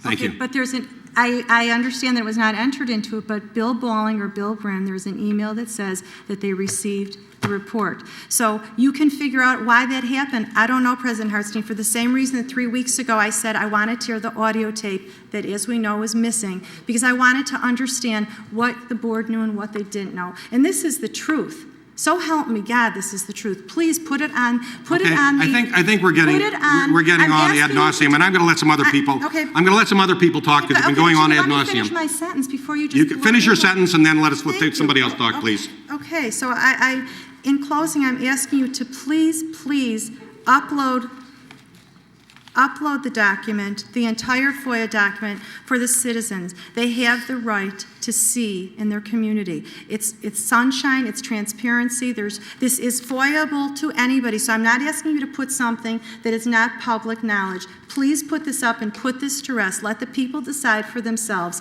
okay? I'm not trying to slant it. If I were, I wouldn't say upload it. And upload the entire document. I'm the one that got it from Lake County. I gave it to the board 3 weeks ago. It was received in the village, but not by everyone apparently, but it was by a couple emails identified. And I believe, Gita, that you don't know that. I know that from reading the emails. You didn't get it. But this is true. It was received. It couldn't exist otherwise. It is dated April 2005. And I am asking, please, the remediation is something that we need to consider. And I just don't know what else to do at this point. I mean, I've told you, I went to a senior attorney. You can finish your sentence.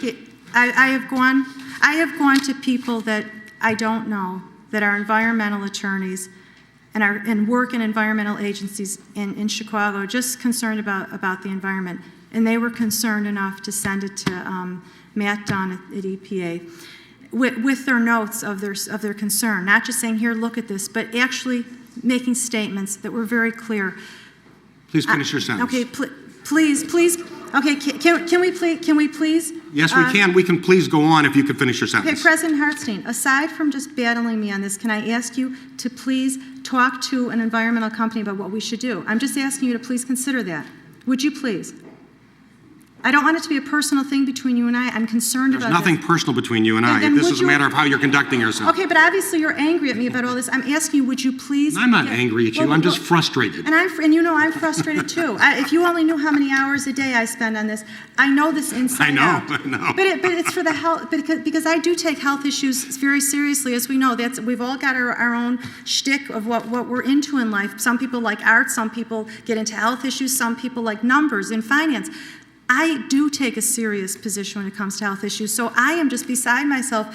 I'm not looking to point fingers and say who did or didn't know. I'm looking for this to be addressed. So would you please? Thank you, Trustee Stone. Could we consult an environmental company? Thank you, Trustee Stone. But could we, yes or no? I'm asking you yes or no. I'm not answering you. Well, right now, I want to point out something else, and that is a couple salient points before I turn it over to anybody else. I'm referring to the minutes of the agenda for the April 13th meeting, which was conducted by, and this is a very important sentence, which also is in the possession of Trustee Stone, which she failed to share with everyone. This is the meeting from Shaw that was held immediately before that preliminary report, when that was apparently discussed with staff. I was not at that meeting. I know Mr. Balling was apparently at that meeting. I'm not sure who else was there. But the statement says, there are, and this is the document, the summary of the meeting prepared by Shaw Engineering. There are no glaring environmental concerns based upon the data reviewed. Number one. Number two, in their report of June 28th, it says, It should be noted that our concerns and recommendations are only, and this was in June, this is not long after the April preliminary report, is noted that our concerns and recommendations are only tentative at this point. It goes on to say, it will be necessary for us to obtain and review this data prior to forming any final conclusions or recommendations regarding the facility. I remind everyone, including Trustee Stone, that this particular report was prepared in 2005. At this point in time, this report is totally irrelevant. Oh, because in the meantime, subsequent to 2005, as we've pointed out numerous occasions, the property has been inspected by the IEPA, the Lake County Health Department, and been given a clean bill of health. What we are concerned about is the now, not the past. As I've expressed to you, Trustee Stone, and others many times, our job is to look forward, not to look backwards, not to try and make something out of nothing, but to try and deal with the facts which we deal with at the present time. The facts which we're dealing with at the present time are that there are no problems based upon the agency that was responsible for monitoring this, the Illinois IPA and the Lake County Health Department, who has responsibility. I now turn the floor over to Trustee Sussman.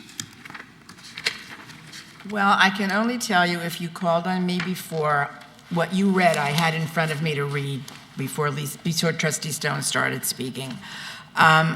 I feel, first of all, this report should be put on the website. I don't see anything wrong with having it on our website.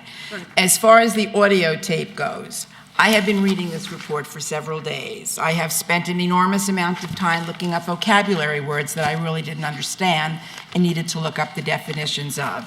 In a 20-minute closed session meeting in which another topic was discussed, I do not believe, and I've said this at the last meeting, I do not feel that a lot of this could have been discussed there in 20 minutes. It just does not seem possible.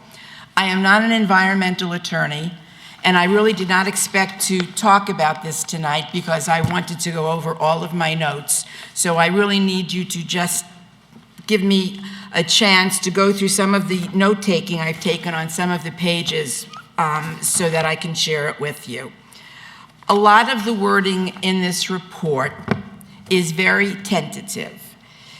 Words used like likely to, maybe, could be, not definitely, appears to be, is most likely, could be, may have been, not really exists, and if any, maybe, could be. And I'm reading different pages that have some of this wording on it. Can I tell you definitely that there is nothing wrong? Of course not. But I can also tell you from reading this, I don't definitely feel there is either. This is not my specialty. I cannot say this is it, it's true, what they said is correct, or what they said isn't correct. It's very ambiguous. It's not that easy to say. But if you read it through, and I urge everyone to read the report through, take the time to do it. I know on the part that President Hartstein read was under positive findings, where there were no glaring environmental concerns. And they also do list some potential concerns. Again, not... Please read. No, they can read it. I don't need to read to them. Trustee Sussman, give her the courtesy of letting her speak, please. I was encouraging her to read them. But she can speak for herself. She's quite capable. The report is not 100% either way as far as I'm concerned. And I just feel we can't, if it needs to be looked at, fine. But I do not believe anyone up here has said that if they didn't read it, then they didn't have it until it was given to them. And I just believe everyone sitting up here. Okay. Thank you. Trustee Sprayman. Thank you. Mr. President, you said that you weren't angry, you were frustrated. I gotta tell you, I'm angered to the fact that the allegations from the beginning was that there was some kind of conspiracy that we're all involved in. And that's what angers me, because there is no basis for that whatsoever. You come up with these conjectures, these things about how we're all conspiring to harm the community, and that's just absolutely wrong. We didn't, in reading this over the weekend after it was sent to us, and looking at the confidential report from Bill Balling. It did refresh my recollection, and that these are the 3 or 4 things that we talked about, and I believe that discussion took less than a minute or 2 because he said, we're going to wait on that. Is that okay? And we said, yes. We did not get that report. We didn't get it. There is attached to this also an agenda for a meeting from April 13th. We didn't get that either. It wasn't discussed because it wasn't ripe at the time to suggest, and that's why there's so much problems here, Lisa, is that's why everybody's so angry, because you come across as saying that we all did all these terrible things wrong and we're the ones at fault, that there's some conspiracy, and that's what gets everybody's dander up, is that you come confrontational. If there's a problem, obviously, as President Hartstein said, EPA and the County of Lake has been reviewing this. Clearly, Can I finish? Yeah, I'm just saying that I'm expressing, just like they didn't. Well, but you know, when we express ourselves, you wait and say things to us. Give me the same courtesy, okay? Clearly, you said, and he says that according to what he believes, and I think it's true too, that the County of Lake has looked at this on a monthly basis for the last 4 or 5 years. That's what the gentleman in the health department told me. I know he told you that too. Now, that's not good enough for you. You went to EPA. Obviously, you can say now the EPA has this. This is what their purview is. This is what they're supposed to do. That's not, we don't have the qualifications, we don't have the authority, we don't have the ability to go out and test. That's what the EPA has to do. So they have it, okay? Let them do their job. There's nothing else for us to do. And you know, Mr. President, this is supposed to be for new business. I don't think this is new business. I mean, we've been here for an hour now discussing again. It's important. Yes, it's important, but you keep going over the same thing again. There's nothing else to talk about. Yes, there is, Trustee Brayman. Maybe not for you because you haven't been studying this for 6 months, but I do have something to say about it. And I'm not, it just is you. And I'm still at the floor. And I'm tired of you saying that you're the only one here who has the concerns of the village and the safety of the village at heart. That's absolutely wrong, and I object to that. Well, excuse me, Trustee Glover has the floor. Thank you. I'd like to state that I still don't have that report. I didn't get it in my packet. So I didn't get it. And Trustee Stone, you may not believe me. I'm frustrated for you. Wait a second. Wait a second. I have the floor. What is wrong with you? I was empathizing. I'm saying I did not get the report in my packet. I have not read it. I'm frustrated. So I do not know what it says, but I'm still tired of this constant innuendo and saying that, as Trustee Brayman says, that none of us have cared. We've been up here for a very long time, and I can guarantee you, we care about this village. We've cared about it before we served on this board, while we were serving on commissions and committees as well, before we ever sat down at this chair, okay? And if we didn't care, do you think that we'd have been elected? I don't think so. I don't think so. So, Mr. President, we have an executive session. I have one last thing to say. I am calling a point of order. I would like to ask for a point of order to adjourn the meeting so we can go to executive session. No, that's Thank not you. fair. I have one thing to say. I have a point of order on the table. A point of order. I object. I object. You know, you see my lights on, and you're doing that on purpose. President Hartstein, it's up to you. I want to say one last thing. Entertain a motion to go into executive session. Oh, okay. Well, then I'm just going to say that, Trustee Glover, if you second? cared so much, then why didn't you ask to get the study if you didn't get it 3 weeks ago when I sent it? Why didn't you let the village know if you were so concerned that you didn't get the study? We talked about it at length at the last meeting. You didn't get it in your packet, but you didn't call the village to say you didn't get it? Trustee Stone. We talked about it at the last Trustee meeting. Stone, you're out of order. Yes, You've not been called upon. I know I'm out of order. Right, you're out of order when I say you're out of understand. order. Let me There's a just motion say- on the let me say also floor. There's that a motion on the aside floor. Is there a from second to the motion? The potential concerns were no evidence of how landfill was actually constructed, with the exception of minimal Trustee linear Stone, testing cease and data. desist, please. Putrescible materials were accepted at the facility, therefore leachate production is likely. Landfill gas is evident. Unable to review totality of existing groundwater data because of poor quality microfiche. Inadequate groundwater monitor on site. Some contaminants detected in groundwater. This is pursuant. This is going to executive session pursuant to Section 2C11 No Illinois stormwater Open Meetings Act. detention on site. I will not stand by and allow you to do this. I will not. I will not. Thank you. We'll be in executive session. No action is contemplated.